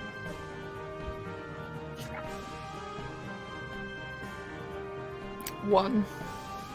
Oh, like you try to, like you're aiming for the villi that's kind of flopping around. It's not doing so great, and it actually because it's flopping around makes it a little bit harder to actually get a full-on bite on it. So this like honey badger's going towards the villi and tries to bite, but kind of just like gums it instead, and like kind of like sloughs off it. So it just makes like a small little gumming on the villi. Do you add anything to your bite attack? Yeah, sorry, 1 plus 4. Oh, Okay. 1 plus 4. Yeah. Okay, well, it's a little bit more of like an actual. That seems very low. Yeah, like, that was very low. So 5 points damage. Okay, this thing is on its last villi legs, and that brings us round to Ruckus. Join the fray. Okay, so how far am I away from everyone else? You're all very close together. You didn't actually get that far. It's just Okay. very dense. Okay, so I am just going to ignore the one that was attacking me, and I'm going to rip, and then I'm going to charge in, and I'm going to sort of do it in such a way as I get 30-foot charge in. Actually, no, it doesn't make a difference for this first round. Okay, I'm just going to charge in. Okay. Whichever one looks like it's causing most problems, I guess. So they've all been kind of having a go at everyone. So like because you are so densely close packed, one of them is very close to just being gone, and the other two are like still full hit points. Okay, let's go to the very close to gone one. Yep. So my first attack is 18 to hit. Yep, that hits. Okay, and so I do 1d10. So that is 7 plus 4. That's 11 plus rage damage, so that takes it to 13. And then also I have this divine fury thing. I just say it's gone. Yeah. It's gone at this point. Like it was very close to like so. your divine fury like starts to get there, but this thing's already just like limp and gone and flaccid. Right. It is not great. And I Got two of them left. spin around to use my second attack on the next nearest one. Yes, go for it. Should you have been having stuff? Do you have second attack, Alan? Yes. Yes. All good. We'll do it your next 9 rounds. Only 11 that time. Okay, that misses. Anything else you'd like to do? I'm just gonna go. Ah! You try to do that, but like you're also still covered in mucus, and like it's like lots of horrible sticky liquid flying everywhere. This is not pleasant. But a lot of you are covered in fur. Like, yeah. Not great. I think like our Dragonborn's probably doing the best out of this in terms of not being all sticky and covered and stuff. That brings us back round to one of the two villi, which has just seen that it's like comrade has been taken down, all for the greater good and all, so it's going to go after you, Ruckus. At disadvantage, remember? Disadvantage. Because Alan is riding on my back. Oh, yeah, should have not had this saddle in. Yeah, that's why I questioned it. So good. So that is, that is 11 to hit, which makes it Perfect. That misses indeed. Yeah, okay, so that's its turn. Things can't do all that much. The other one is also going to be the same, also with disadvantage. And that's a natural 20. Yeah, that does hit. So we've got 2 natural 20s on that roll, which would never happen. So that is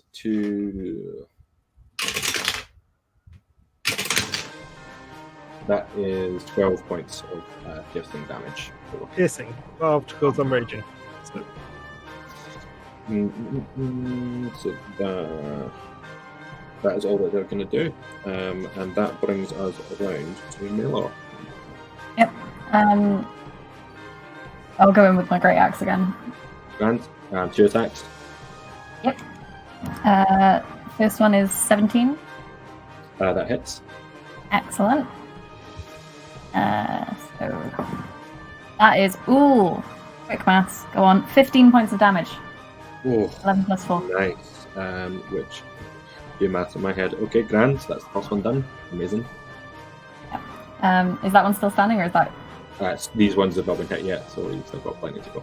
Okay, so I'll swing on one side and then come back with the same guy. And that is a 16 hit. Which also hits. Excellent. That's only 6 points of damage. Still good. Like this one's also getting down to the bottom of its turn. Anything else that anybody else would like to do? That you would like to do, sorry.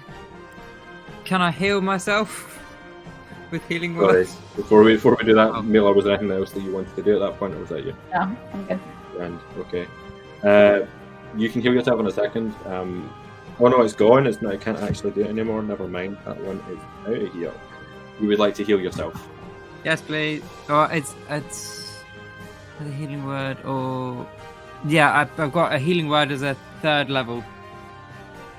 Okay. So roll 3d4 plus what? Oh no, plus 4. So do just click the button to see what happens. I'll do it for you. Yeah. Yeah.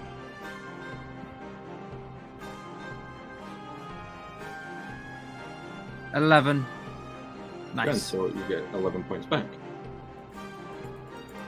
Like less panicked now. You've got those points back. Yeah, slightly less. That was a bit concerning there. Anything else that you'd like to do? We've got light because Alan is back. So we can all see now.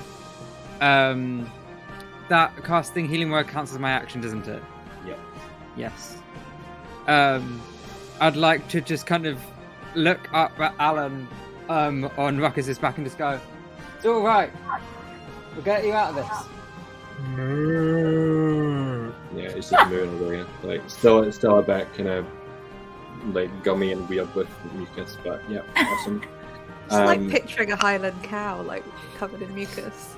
Yeah, like, and it's like this long, shaggy fur that's covered in mucus that's just like matted to it. It's like one of those cats that's had a bath, realised that underneath it's just very skinny. That's exactly what Alan the Super Cow now looks like. And that brings us on to that. Can I use my tail again? Yeah, go for it.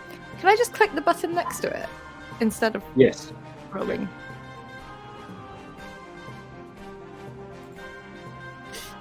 So that's a 6 plus 4, but then I also need to do a 20. Oh yeah, you need to do the 21st. Yes, Yeah, it's Okay. first.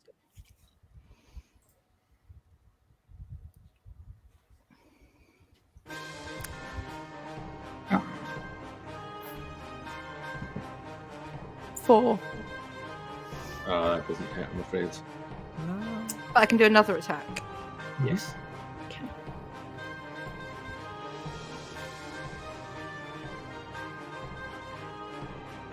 Two. Oh no. That's not going well. No. Anything else that you would like to do, like in terms of moving anywhere, or if you have any bonus actions that it lists you can do? No, I'm alright. Okay. That brings us on to Ruckus. Okay. Am I engaged with any of them at the minute? Yes, the one that you previously hit. Okay, so I'm just going to sort of back up. Okay. So I'll take the attack of opportunity, which would be a disadvantage, but then Okay. Oh, that's a nat 20. 3 nat 20s in a row, but that one will not count.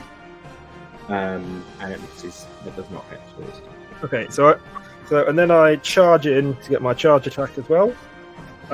So first attack is 24 to hit. Yep.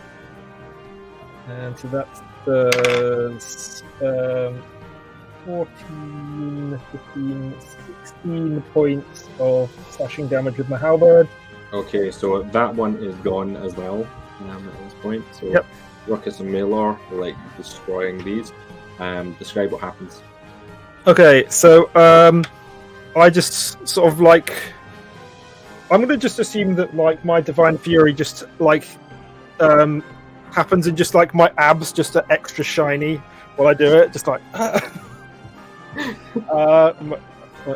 so I just like just cleave it down the middle. So like very strange, like this like Yeah. lobby tendril has just been Yeah. cleaved right into the head. And then it just kind of goes, Yeah. Like a cheese string. Yeah. yeah, like a cheese string, exactly like a cheese string. Anything else you'd like to do? Yes, I will then go. Oh, where's the next nearest one? As I said, they're all very, very close. This is very close combat. Okay, so I'll hit the next one then, I guess. Yep. Let's use my my bonus hoof attack that I get on a charge for this one. I think so. 14 to hit, Yep. and that does 5 hoof damage. Alright, hoof damage. And then also my halberd again, which is another 14. Yep. And that is 9 slashing damage. Okay. Amazing. Ah. So we're getting very close to the end, folks. We've got one of these ability tendrils left. It's going to be quite close in, and this time, Rat, it's going to go with you for a kind of close ranged, like thwack, with its whole body. It's a projectile from inside of an intestine. How do you describe that? Like with a pool noodle. But just Yeah, What it's works? like pool noodle. It's exactly like a pool noodle. But that is a rubbish roll. So 8. If that hits. Nice. What tells me You're whether that looking hits? for your armor class on your 15. character sheet. Yeah, it is. A really pathetic pool noodles. It's just kind of flopping around in the middle of the air. And that brings us over to Milo. We're gonna chop it down. Chop it down, okay. Yep. Gonna happen. Oh, maybe it isn't. That's a 12 to hit. No, that misses. Nope. Okay. We stumbled. We're not very good at this. Try one more time. Yep. Nope. 4 plus 7 is 11. So. Okay. Yep. Unfortunately, does not hit. Anything else you would like to do? Can I just have a look? Like, cause we're in a forest of villi. Is everything else just? Is that? Do we have like an escape path? I'm just like mentally preparing to. There is a path in front of you. The other villi are just kind of watching what's going on and spectating for the greater good. Okay. Okay. It's like a gladiator arena. Yeah. Just checking there's no in like a other corridor. contenders stepping up. Okay. That brings us back around to Keelan. It's your go. Can I use my quarterstaff? Again, just like a baseball bat, just to whack it. Okay, yeah, go for it. I think it was Cool. just a 1d6, wasn't it? 1d6 plus 4. Yep. Okay, go Yep. for it then. That's 5. Awesome. Okay, anything else you would like to do? Any of your other traits that you'd want to use? You've got potential things for bonus actions. I don't think so. Okay, that's fine. That's all good. And that brings us to Renat. I'm gonna go for a flail this time. Okay. For variety.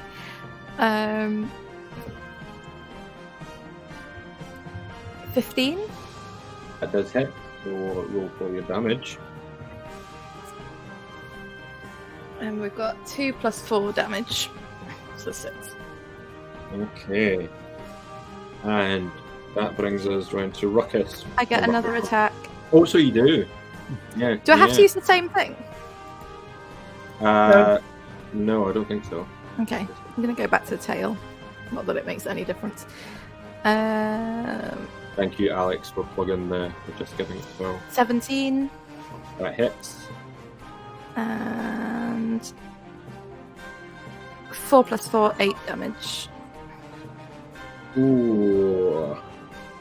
How would you like to do this? How would you like to kill this thing?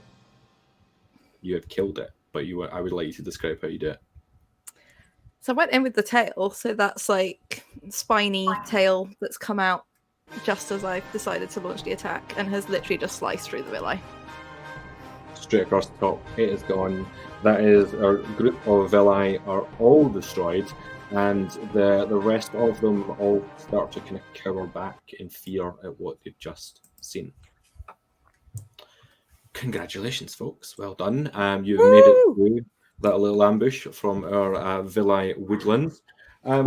And at this point, do you want to do anything to get yourself set before we move on?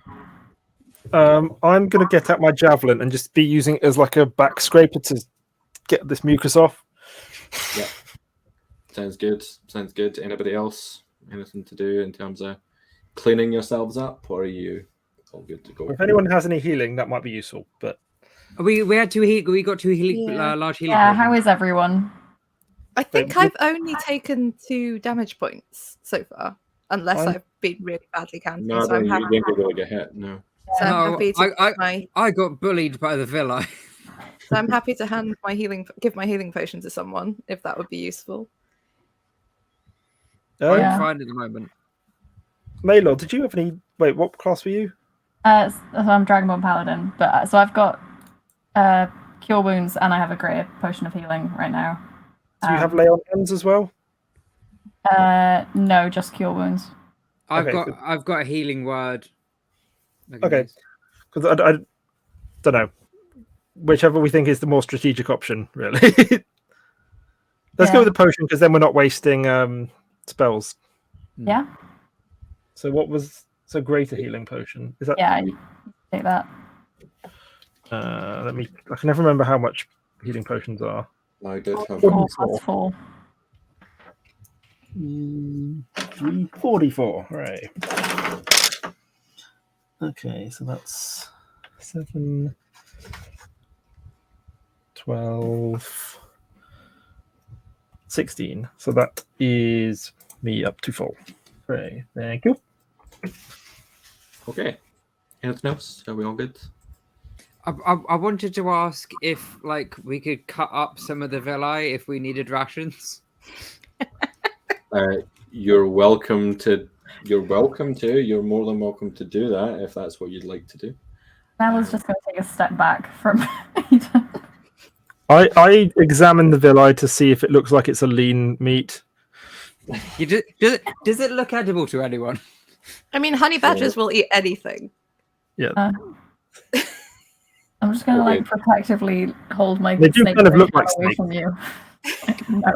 I'm just gonna slice off like because I've got a dagger, just kind of like slice off like 4 chunks and then just put it in my bag so that like if we need to, we've got some. Cool. I mean, on the plus side, we are in like a meat world, so running out of food probably isn't what's going to be the problem here. Well, It's tenderized meat as well, right? There's stomach acid around. Hmm. Yeah. Arguably eating the owlbear we've been paid to save. Probably morally grey. Our way out. That's I mean, we've already cut the villi off of him. yeah. It'd be wasteful not to use it. I Did our assume jobs say that we like, had to you keep the can't- owlbear alive? I assume that you can't tell if one villi is injured in your own body, so I think we're probably okay. Okay. It just said kill the worm. Didn't specify save the bear. But also, I'm not suggesting it, I'm just saying it's an option. I'm just checking. I feel like If it's implied. We Not fulfilled our making contract to the contact. letter. if we have parts of the villi though, we can use them to distract the worm. Like over there. Okay, What- I like this plan. Let's What do was this. that grung? What was the grung doing this whole time? Oh, So yeah. the grung didn't want to get involved in that fight. Just sat there, just watching. So like acid's not like grung need to like douse themselves once a day, otherwise they start to take damage, and acid's not good enough for that. So he's just been kind of like swimming through the villi and like Just doing backstroke. greasing himself up like for the next stage of it. So you've made you're starting to make your way through the woodland and you get to the edge of it and you begin to hear the sounds of what sounds like fighting up ahead. Lots of it, like an extreme loud fight going on. You look and see what seems to be a huge battle with literally millions upon millions of creatures locked in deadly battle with each other. Now, from the looks of it, this seems to have been going on for a very, very, very long time, with deep trenches having been built between the forest, and occasionally you hear orders being screamed from inside the trenches. Some of the little creatures are being taken away on tiny little stretchers. There's red blood cells being dropped off to assist in replenishing the troops. A white blood cell medic is tending to fallen comrades. One of the creatures, like you can see inside the trench, one of the creatures takes like a glug out of a little small clear bottle with a red lid, whole thing down, does a Popeye pose, and hauls himself out of the trench and starts screaming and running towards enemy lines. Immediately killed in mortar fire. So finding your way through this is going to be a challenge. What are you all thinking? What's your plan? You're looking at a battle. So white blood cells are one side. What's the other side? You can't quite see what's at the other side. Okay. So it might be the worm. Or it could be bacteria and stuff like that. Do we want to choose one side or the other? Or do we want to just walk straight through no man's land? As you're discussing this, suddenly a small little soldier comes careering into the side of Ruckus and falls back with a splat back onto the mud, and is like looking up at this centaur with a cow on its back, and finding this all a little strange. Alan's Like, cape's still glowing. It lasted like an hour. not great for a battlefield, like Yeah. but like the little creature's going, oh my goodness, I'm so sorry. You're not one of the bad bacteria, are you? No. No. No. Mm, We are here to kill the worm. I don't know what that's about. Are you sure you're not one of the bad bacteria? Definitely not one of the bad. Definitely not. Is that who We're you're fighting? multicellular. I don't know that if I know what that means. Are you fighting the bad Hi. bacteria? Is My- that who's over there? Hmm? Are the bad bacteria who's over there? Yeah.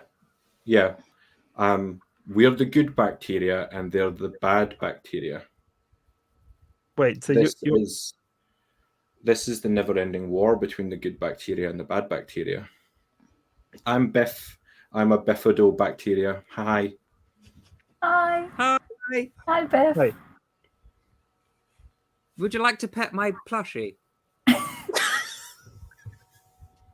I'm I've good. got the Thanks. hairband plushie. I'm good, thanks. Biff, have So- you seen a very, very, very big bad bacteria anywhere? Oh, there's lots of really, really big bad bacteria. But like bigger than looking- any other bad bacteria you've seen. Are I've they not bigger been- than Ruckus? Yes. what? Are they bigger than 5 ruckuses? Rucki? Like in a line. Rucopodes? I don't know. I'm quite new to the front line. I've been here for about 15 minutes. We're always changing.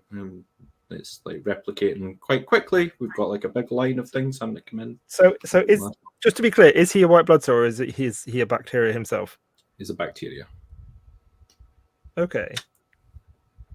What are you trying to do? You said you're trying to like kill a worm. Yeah, we think the worm might be in league with the bad bacteria.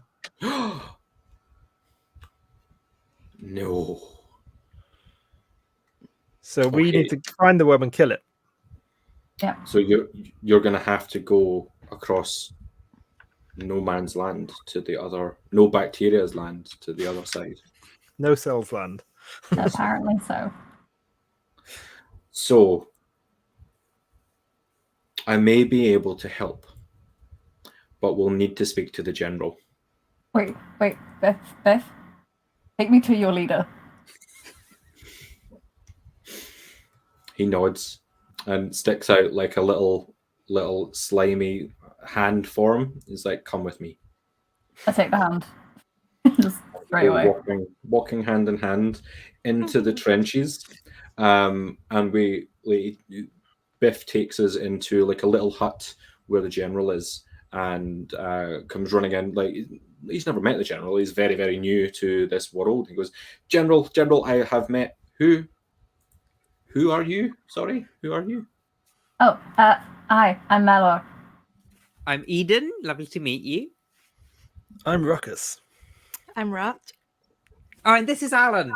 This Yes. is our cow. And there's just like a bacteria sitting behind a table, like with his arms like stretched over a big map with a little helmet on and a giant mustache.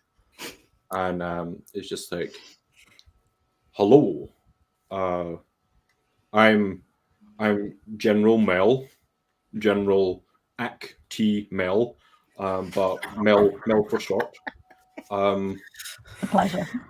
What can I do you for? We believe that there is a worm that's in league with the bad bacteria, and we're here to kill it. All of these bacteria seem to like gasp and shock at everything that's like in league with the bad bacteria. The worm is not a name that I've heard of before. We believe it's in league with them, the bad bacteria. Yes. Yeah. As this is happening, another like one of the private bacteria comes in and says, "General, we've apprehended around 1,500 of the enemy on the middle of the field, and we've taken them off to the camp." And then just wanders away, and like Biff just turns and goes, "Are we the baddies?" And just thinks about it for a little bit. Are you in league with the worm? Don't know anything about the worm.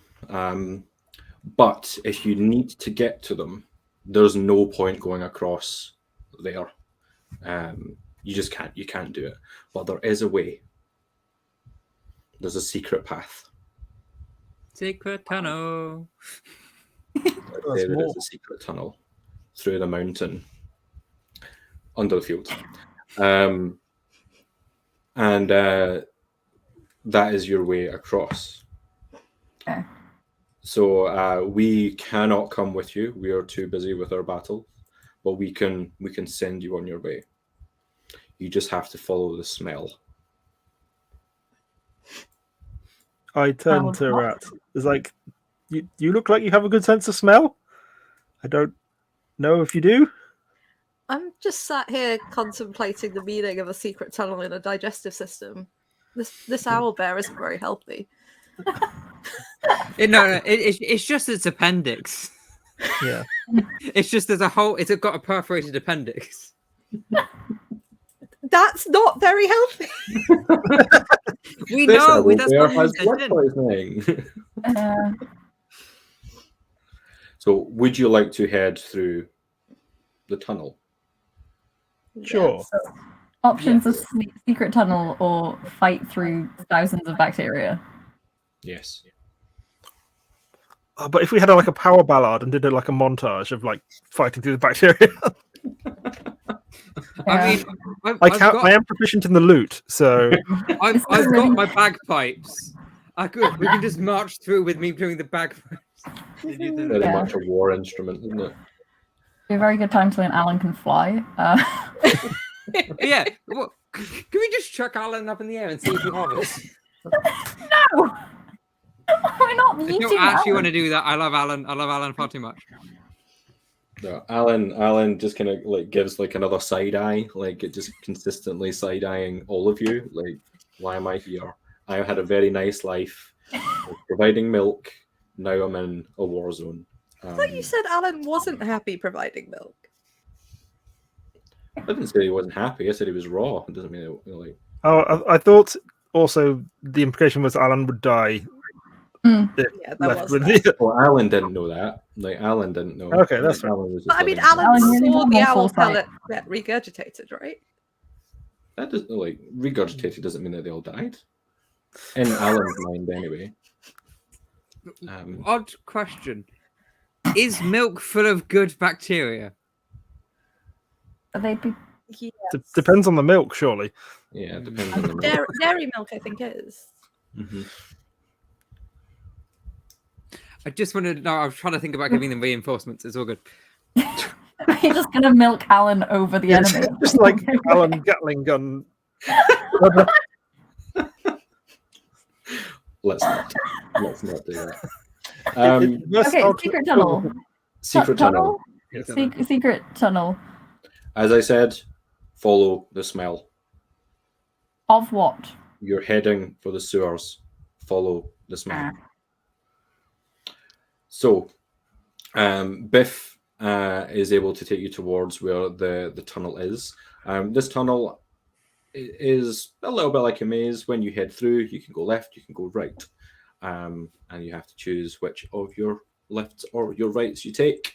Are you going to do anything before you head through into the tunnel, or do you want to just get going? Who is the most perceptive among us? Probably not me, I will tell you now. I know. I have +1. I have. I've got +4 +3. perception. So, Okay. So I Shove Eden forwards and be yes. Unless our growing friend is better than any of us. Bongo's just been like kind of going away behind. No, Bongo. Can I ask Bongo if he wants to just sit on my shoulders? Sure. If you come into contact with me, you will need to make a Constitution save. Yeah, Grunga are I'm- super good at this. Bad. I'm happy to walk. Okay. I'm also very greased up by this point. It won't be. Can we just pick him up? Can we just pick him up and just slide? Oh, if we out of character, I'm saying this, not in character. If we feed Bongo to the worm, that means it'll be taking poison damage inside all the time. That is murder. That is just. That's not even like manslaughter. That is just blatant murder. Like no judgment. Just letting you know. Can't believe we've got to that point. Like, let's feed the frog to the worm and see what happens. Well, I mean, he's just following us. I don't know why. Well, like, he liked your vibe. And Okay, that's Good vibe. yeah. he liked the First cut of idea. impressions. He was impressed that we managed to dunk him in the acid. Yes. Yeah, it was like such a good throw. Okay. So, heading to the maze, or the tunnel. What order are you going in? We've got we'll stay to your friend at the front. Can Yeah. I make a perception check? Yeah. Yep, you're gonna come up towards like a left or a right. Yeah. So Okay. what are you trying to look for? I'm trying to kind of work out which route has the strongest smell of sewer. Okay. I will roll. I got 19 plus 4. Okay. So you take like a really big, strong sniff, and you gag quite strongly. It's definitely the left. So you can take the left. I think we should take the left one. It smells absolutely bloody awful, and I think that's where we need to go. Wait. Are we heading to the arse end of nowhere? Stop jumping ahead on my jokes.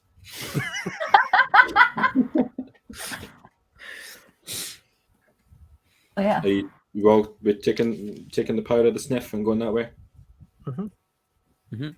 Okay, and you're all just heading down this way, and like nothing happens. That you seem to be going in the right direction, and then there comes another left or right. What would you like to do? Like push even. Yep. What are we doing? You gonna take another sniff, or are you? Well, you're better than all of us. We can assist you. I'm gonna smell, but if I gag, I need someone to give me some food. I don't like that music. It's ominous. I'll do another perception. That'd be really weird if that music just started playing out your butt. Just- I got a 3 plus 4. I got a 7. Oh no. You take Bad another big Alex. sniff. Bad, Alex. Not me, the other one. No. You take another big sniff in, Kieran. And this time you don't know. You're not sure. So, which way are you going? Can I also take a sniff? Yeah, right, yeah. So perception, right? Yes. 12 plus 3. Okay, you start to feel that there's a little bit more pungency coming from your right hand side. So we're going right? I will follow your badger sense. We will follow your nose. Probably right. The nose Okay. knows. So you are heading down this path, and like react. You're at the front this time. You take a little kind of curve round, just a little bit ahead of everyone else, and as everyone else catches up, they see that React has been. It's very odd. You've been engulfed by phagocytes. There's a phagocyte that's just found itself in this tunnel. So you are now fully engulfed by a cell-eating organelle, and you're just suspended inside this like rabid-looking honey badger inside Phagocyte, or a gelatinous cube. That's what you want to call it. What are we doing, folks? Right, this is not great. I'm going to plunge my arm in and try and yank her out. Okay, how are you going to do it? Hmm? How are you going to do it? Are you going to what type of check do you want to make on that? I'll give you a choice. Can I do athletics? Go for it. Where's my rupee dice? Okay, I've got promoted. Oof, no. 9. 9. You are immediately sucked in as well into the Phagocyte, along with Alan. No! No! So we now have a honey badger, a centaur, and a cow inside of this Phagocyte. Can I try and claw our way out? You can give it a go. Yeah. Call this a survival check. Okay. How do I do that? The Okay, big long found it. list. Sorry. Yeah. 19 plus 3. Okay, 22. So you are able to start to claw away at this jelly-like organelle that is starting to try and digest you, and your claws start to push out at one side. You're not fully out, but your claws are out. Perhaps they could be grabbed onto. Yeah, can I grab Rat and pull backwards? Okay, if you can make a strength check for me, because this is going to have to be like a big old pool. Yeah. 7 plus 6. Oh, a little bit more out, but still kind of stuck in there. Can So, I? half up to the torso. I've got my quarterstaff. Can I shove my quarterstaff in so that it can be grabbed onto? So you're shoving this where? Into the phagocyte. Into it. Yeah. Okay. And what's who's grabbing onto it? So either Alan. yeah, so Ruckus can grab onto it. Okay, so Yeah. Ruckus is going to try and okay. So again, Ruckus, if you can make a survival check for me. Right, a 14.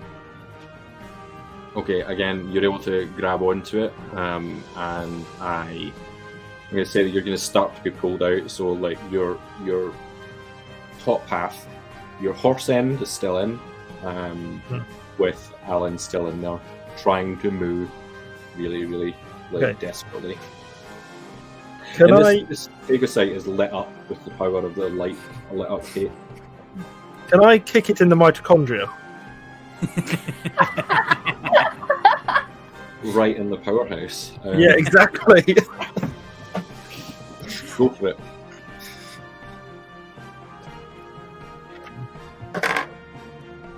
Not on that attack, I can't. Second attack. Natural 20 on the second attack.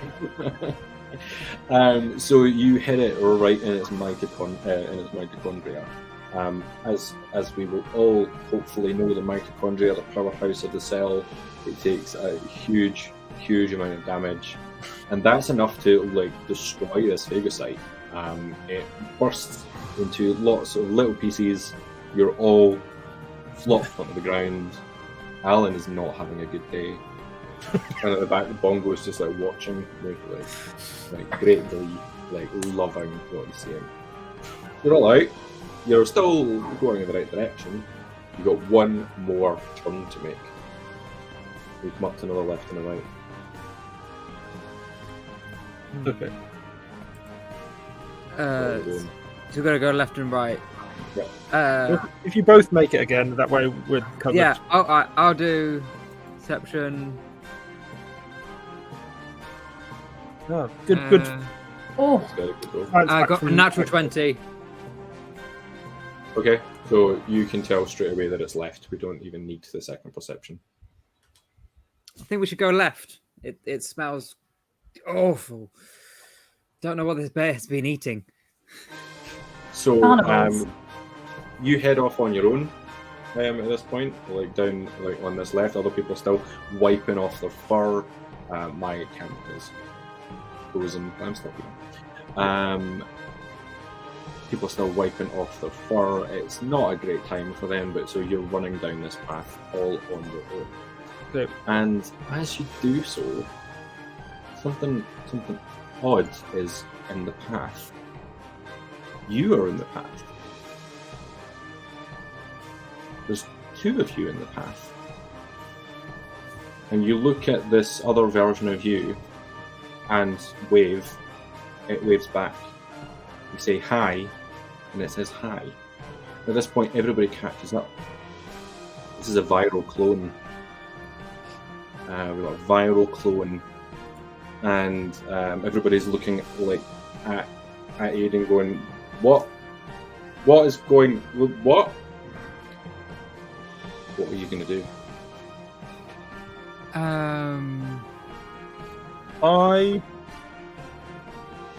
Can I cast Fast Friends on the clone? Okay. Let's try it.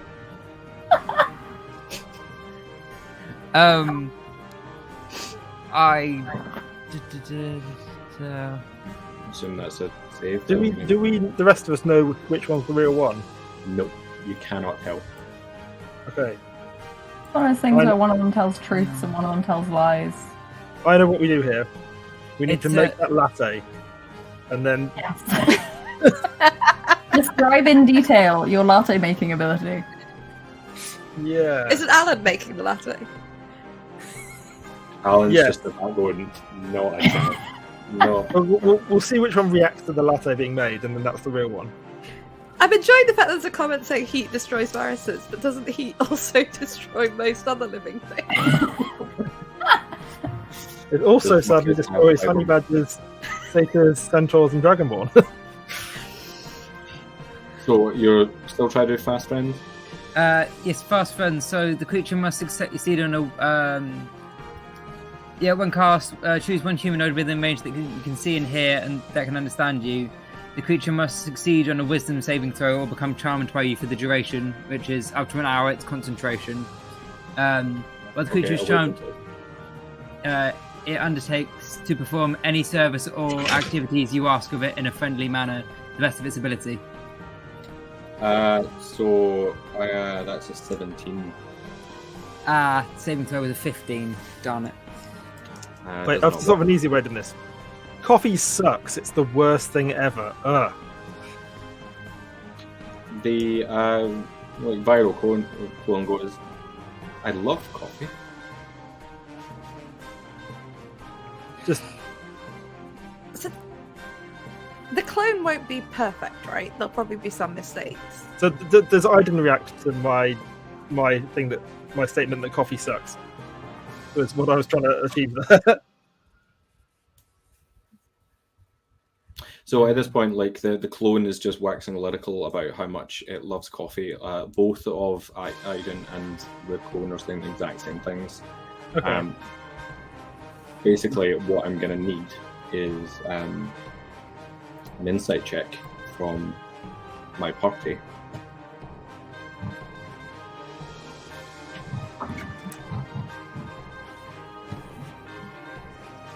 No, not for me. Right. On which. Never mind. Staring like from one to the other, like. Okay. So, do you have a clue about which is the right one? Which one is it? The viral clone, and which one's the original satyr friend? Can we put them at either ends of the corridor and put Alan in the middle and see which one Alan goes towards? Alan doesn't like us. So that's... I don't know what information we get from it, but we'll get some information. Alan, Okay, so Alan is in the middle of this corridor, and like, are you gonna like say like, go? yeah. Just be like they're on like either side, far apart, and we're like, I Alan, feel like pick this one. is going to go badly. Why do we need to know which one's which? Let's just go into the final battle with 2 items. What if it's a bad guy? But if it's a clone and likes the same things, then Ooh. It's a viral clone.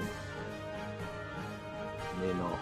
Wait, like them can things I? No. I hear whoever kills the worm gets tons of cells to multiply in. Boy, I wish I was that clone that got to kill the worm. So one of the items is just like stroking Alan. At this point. only one of them. Yeah, because Alan went to. Okay. Okay. Do we trust Alan? I feel like we have to trust Alan. Make another insight check. I'm going to inside check Alan. 7. Okay, anyone else want to make an insight check? 11 insights on Alan. 10. You because like we have an ungulate bond.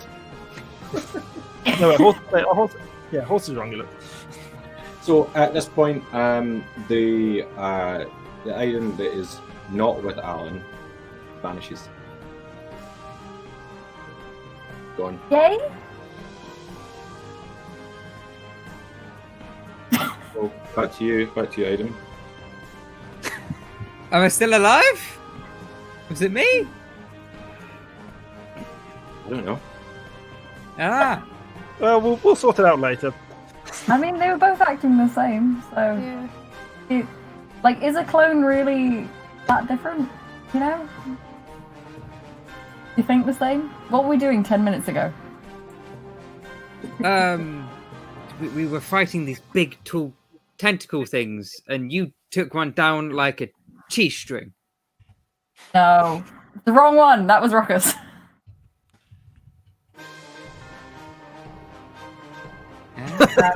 What if we just... So, if we then think that you're done, you're heading on towards the last bit. Yeah. That was the last corner, so that gets you to the end of the maze. Okay, Keep an eye on the side eye and then... let's find the stupid worm and get out of here. Okay. You've now reached the sewers, otherwise known as the large intestine. This is the end, folks. We're now going to be coming up against the final boss, the great overlord of the Owlbear sewers. Would you like to do any prep at this point? I'm going to do some push-ups. Push ups with Alan on your back? Yes. Also, not using my middle, my front horse legs, just like my human arms on my back legs. I don't know how that works. Okay, anything else that anybody wants to do? Are we doing any healing? Or are we all good? Are we all happy? There's not really anything I can do prep-wise, so... Yeah. Yeah. I'm good. Cool. So at this point, we are heading into the sewers, which is dank, it's damp, it smells, and there's some not so nice things in our background, and almost very, very quiet. Until you start to hear rumbling in the background. It's not just rumbling, you also start to hear the jingling of bells. Bells that sound like a jester hat and some manic laughter. And along one of the kind of tunnels of this intestine, you see like a small figure dart. And I want to see if anyone notices what they've seen. Very, very quickly run across the front of it.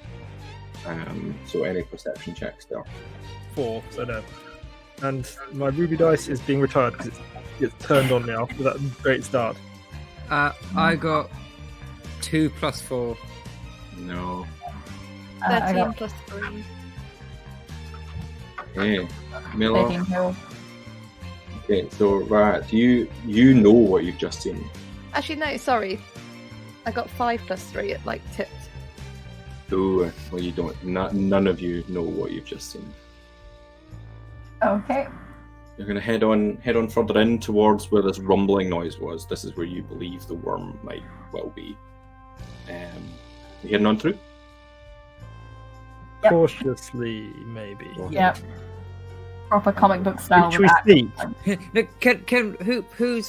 Can we just kind of push get the creature to go slightly further ahead to kind of scope it out? You want Bongo to go ahead? Can we get Bongo to go ahead? Actually, Oh, Bongo.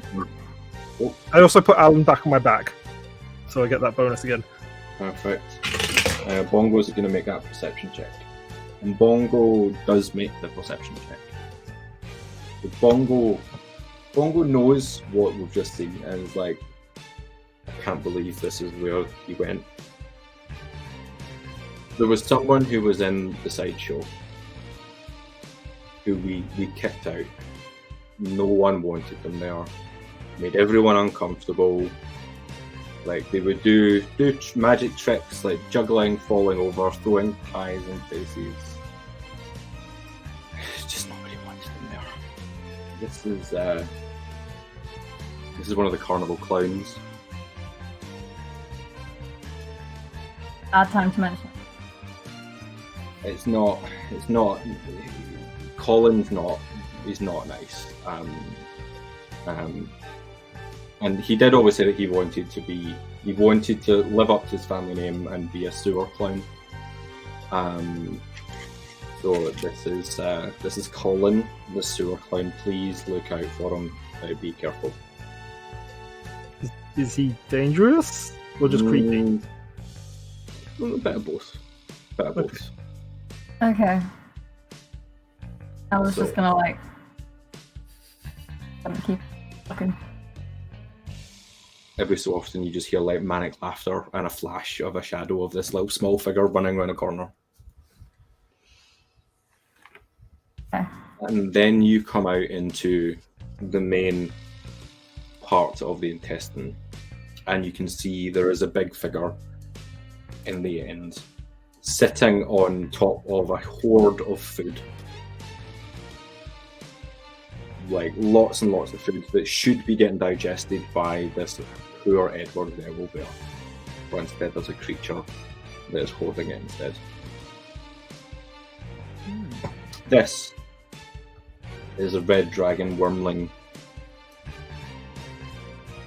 As Ruckus alluded to earlier on, we do have a dragon that is hoarding a hell of a lot of food in this intestine. A hell of a lot of waste as well. I keep on joking and then it comes true and I don't like it. Yeah, if you could stop that. Yeah. Hope that we're gonna win and it's all gonna be fine. Everything's gonna be fine. So, this is the worm. And this is the end. And the worm must die. Okay. What are you all doing? It hasn't seen you yet. It doesn't know where you are. Okay. Okay. Has anyone got any sneaky attacks? Well, how does a spell that's a bonus action? You just do that now anyway. So...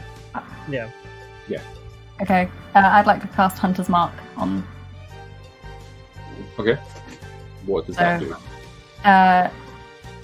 Choose a creature you can see within range, mystically mark it as your quarry until the spell ends. You deal an extra 1d6 damage to the target whenever you weapon attack. Amazing. Advantage on wisdom or perception or survival checks. Find it. Cool. Anything else? Oh. Wait. I have an idea. Wait, have you still got those meat chunks? Yes, I've still got them with me. Okay. And Bongo, you're super poisonous, right? Yeah. What if we wipe the meat chunks on Bongo and then throw it to the dragon?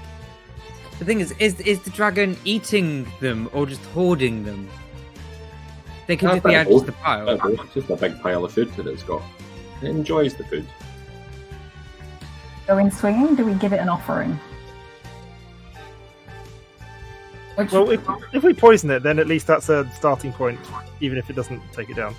Yeah, but if we go in and it's Dave, my cousin, we can give it an offering and then maybe it's more likely to eat it. If someone just threw a slab of meat at you, are you going to eat it? Like, We I can think Ruckus has a bit of a flashback then. We can make a big song and dance. I've got my bagpipes. You've got your lute. We could make a big procession up and show the kind of Like a Prince Ali maneuver. yeah. I We're admiring the vastness of their Make collection, way and we would for like to chunks give of an offering. meat. Make way for chunks of meat. think Yeah, what are you doing? Do you want to maybe do we that? play it. I think we play it like that. I think Okay. even go full charisma on just charm. Who's them. charismatic here is my next question. I'm intimidating. I think I might be charismatic. Maybe carrot I- then stick. I have +4 to performance Yeah. and persuasion. Okay. So are we poisoning the meat? or I've just got regular offering? plus Yes, 4 on no, we're charisma. poisoning the meat. We're not just going to go give it some meat. Okay. Bongo, are you cool with that? Yep. Okay. Rub some meat on Bongo. Swab the meat. Bongo is feeling very odd about being swabbed. We give it to Bongo and he has to use it like a bar of soap, just kind of getting all in there. I've just greased myself up. Why am I giving away my grease? Like For the greater good. for the good. Yep. You getting like sucked in by that villi? Like they are for the greater good in consumption. Fine, and like rub the under armpits and hands it over. Okay. So, yeah. I will hold. Hey, you hold it. You got your loot. Hold it on the bits that weren't swabbed though. Yeah, That's- yeah, just like very gingerly on the edges, like within the talons, just like. Yeah. Okay, let's do this. How are you doing it? Right. So would you want to make a big show? So I'm gonna. Yeah. You've got your loot. I'm gonna fill up the bag of the bagpipes, and just start to do a drone as we slowly have it like march. I give Yeah. Rat my drum, which I also have. If you Yeah. don't have an instrument. Processional march down towards. Yeah. Okay. Anyone who is playing an instrument, please make a performance check for me. Okie dokie. 17. And you're on a lute. Yes. I'm holding the meat. Okay. Everyone roll high. So I can see them coming in. That was a 17, a 21, a 16. So this is a pretty lovely tune. Like a marching band style tune that is nice on the ears. I feel like the dragon's gonna really enjoy this. Like pops his head up and looks round. Oh. And then breaks the fourth wall. This is weird.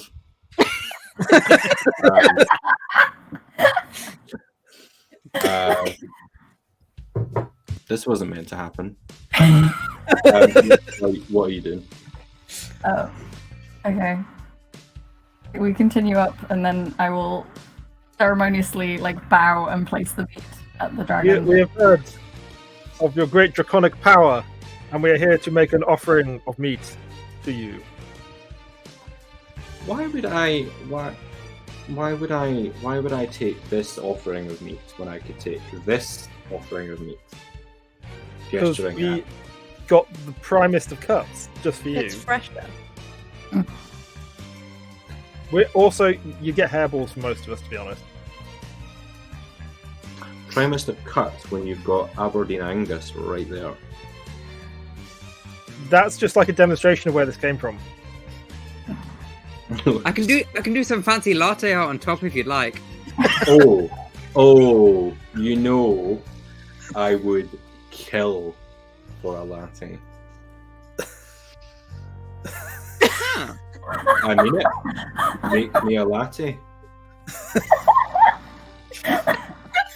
Okay, I shall.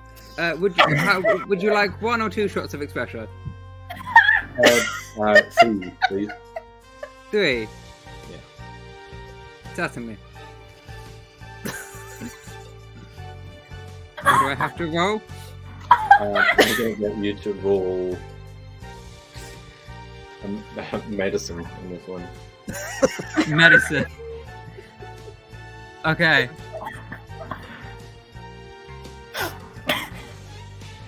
12. I will assist with the milking to.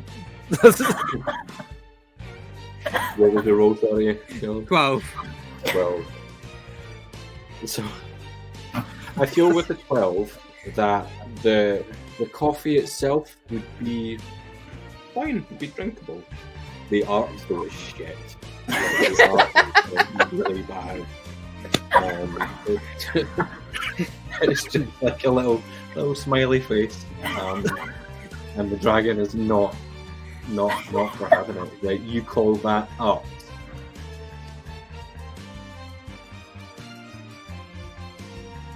I mean, we didn't bring all the tools because we thought the meat would be more to your liking. I mean, it's kind of cubist. It's abstract. Abstract latte art. Abstract latte art. You're not selling this. You're not. It's all the rage. Well, it's an expression of how pleased we are to be in your presence. If that's how pleased you are, and you make that,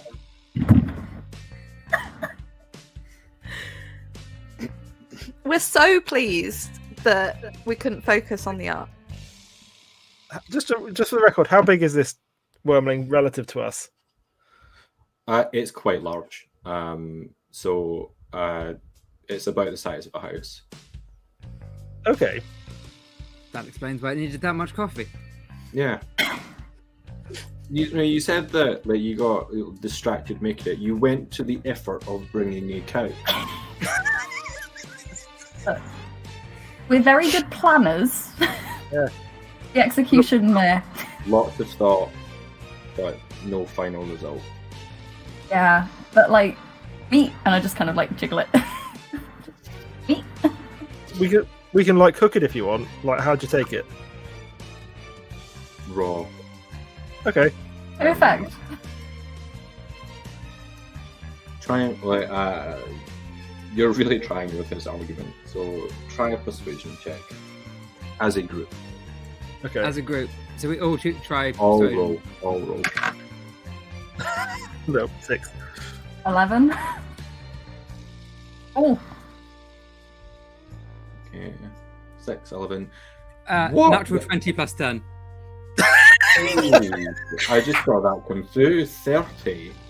You got a 30 roll on persuasion.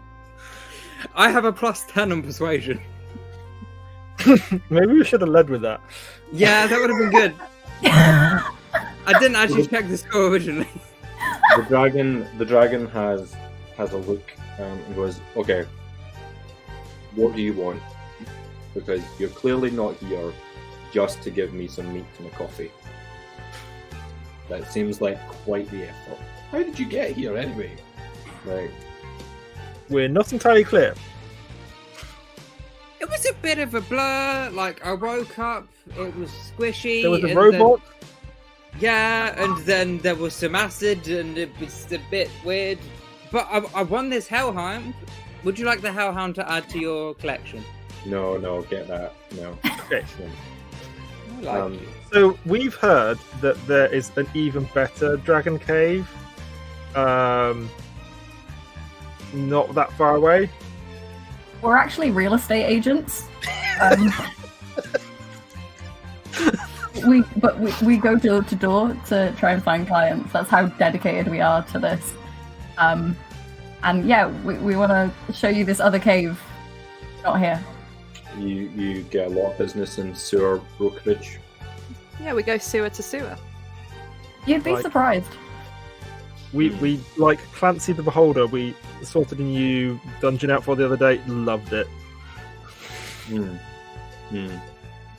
Really, just like any sort of dwelling that you want. All top to bottom, we just whatever you need, we're here for it. Oh, I see the pun, top to bottom. Yeah.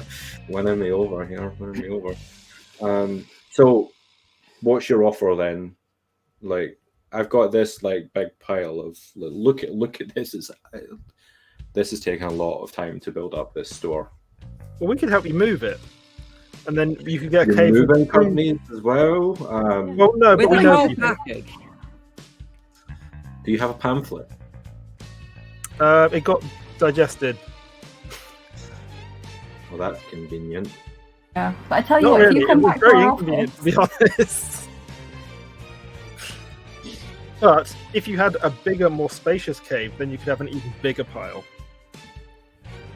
And you can have your own espresso machine, so you don't have to deal with my artwork. So, here's the thing: you've had a 30 roll. I can't make this dragon fight you now. You're gonna win the dragon over, but we need to figure a way out. The dragon is on board to leave. Okay. Despite the shit latte art, despite the questionable business, it's like you went on Dragon's Den with no plan. Literally, we're on Dragon's Den with just one dragon with its hoard of money on food it's not going to give us.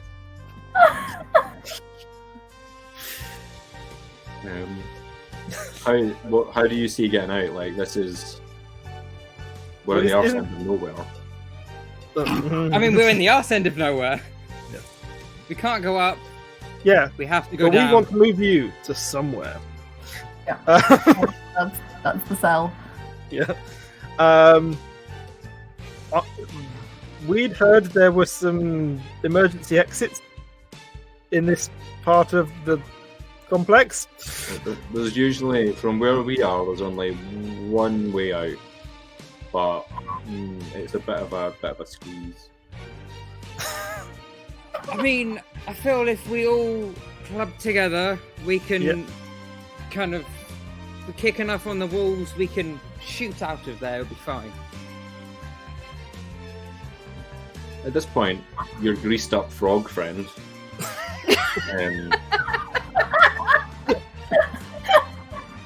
like comes over to Maylor and like taps on your shoulder, is like only open in emergencies. Oh, the snakes! The hot snakes! Oh, okay. I kind of like pull the thing out of my pocket. What does it say on it again? This is hot snakes in a can. Okay. This clearly we need to take you to the Anywhere But Here, and that's the name of our office, by the way. That's our moving company, Anywhere But Here. We will, get everyone out.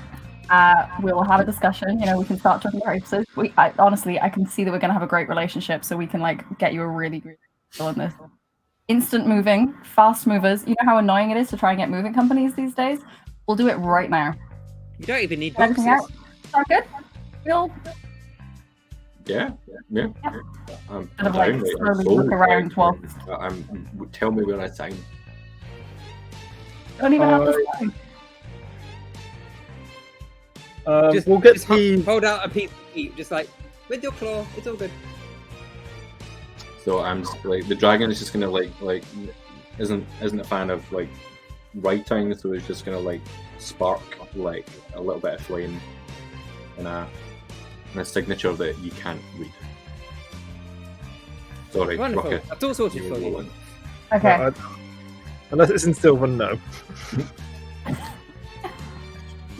Okay, I'm gonna open the can of worms. Kind of pointed away from the group behind everyone up the. So the can opens, and at this point, a little timer pops out, like a little clown flag that is like, run. This way. And I start doing everyone towards the opposite direction. And there's a timer that counts down from 10, 9, 8, 7. Just and running you away as well. When you get to 6, you can just see from the corner of your eye a tiny little clown man running from out of the sewers, like towards this can of snakes, or can of hot snakes. And as it reaches 1, he's like he has like no hair except for a couple of wisps coming down. Lots of like jingly bells on on his ears and on the ends of his wrists and on the toes on his boots, and he's just like throwing cards into the air. He's like, my life is complete, and runs and lands on the snakes, and it explodes with fireworks everywhere into the intestine, and these fireworks start to hit the walls of the intestine, and as it does, you can see them start to shudder, and they start to flex. Hot snakes in a can is a laxative, and at that point, you are all flushed. And as you're flushed, we will not describe how that happens, but as you are flushed out into the world, there is just an owl bear holding itself, like in a lot of pain. And you've managed to grow yourselves back into your original size again. The dragon is very confused and is like, I will be in touch.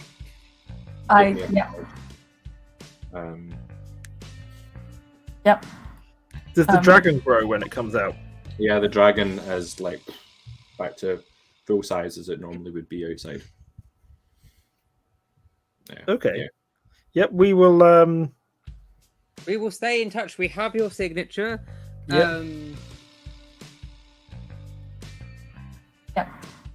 We will may take a break between 1 to 2 weeks.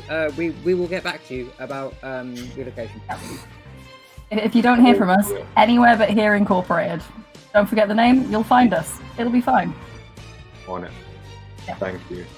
And You're welcome. With that, the dragon takes off, flies away, and you have reached the bottom. You are out of the bottom.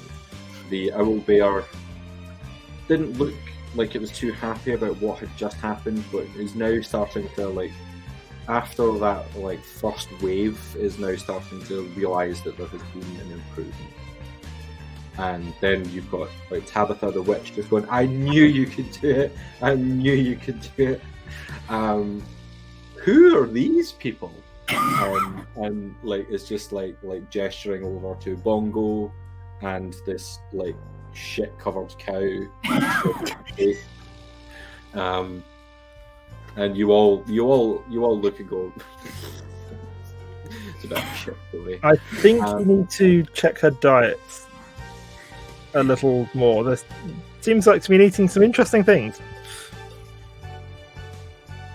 I've got her on some hay and protein now. And are there any last things that you would all like to do? It's on the ground and is like, that felt way too much like a family reunion.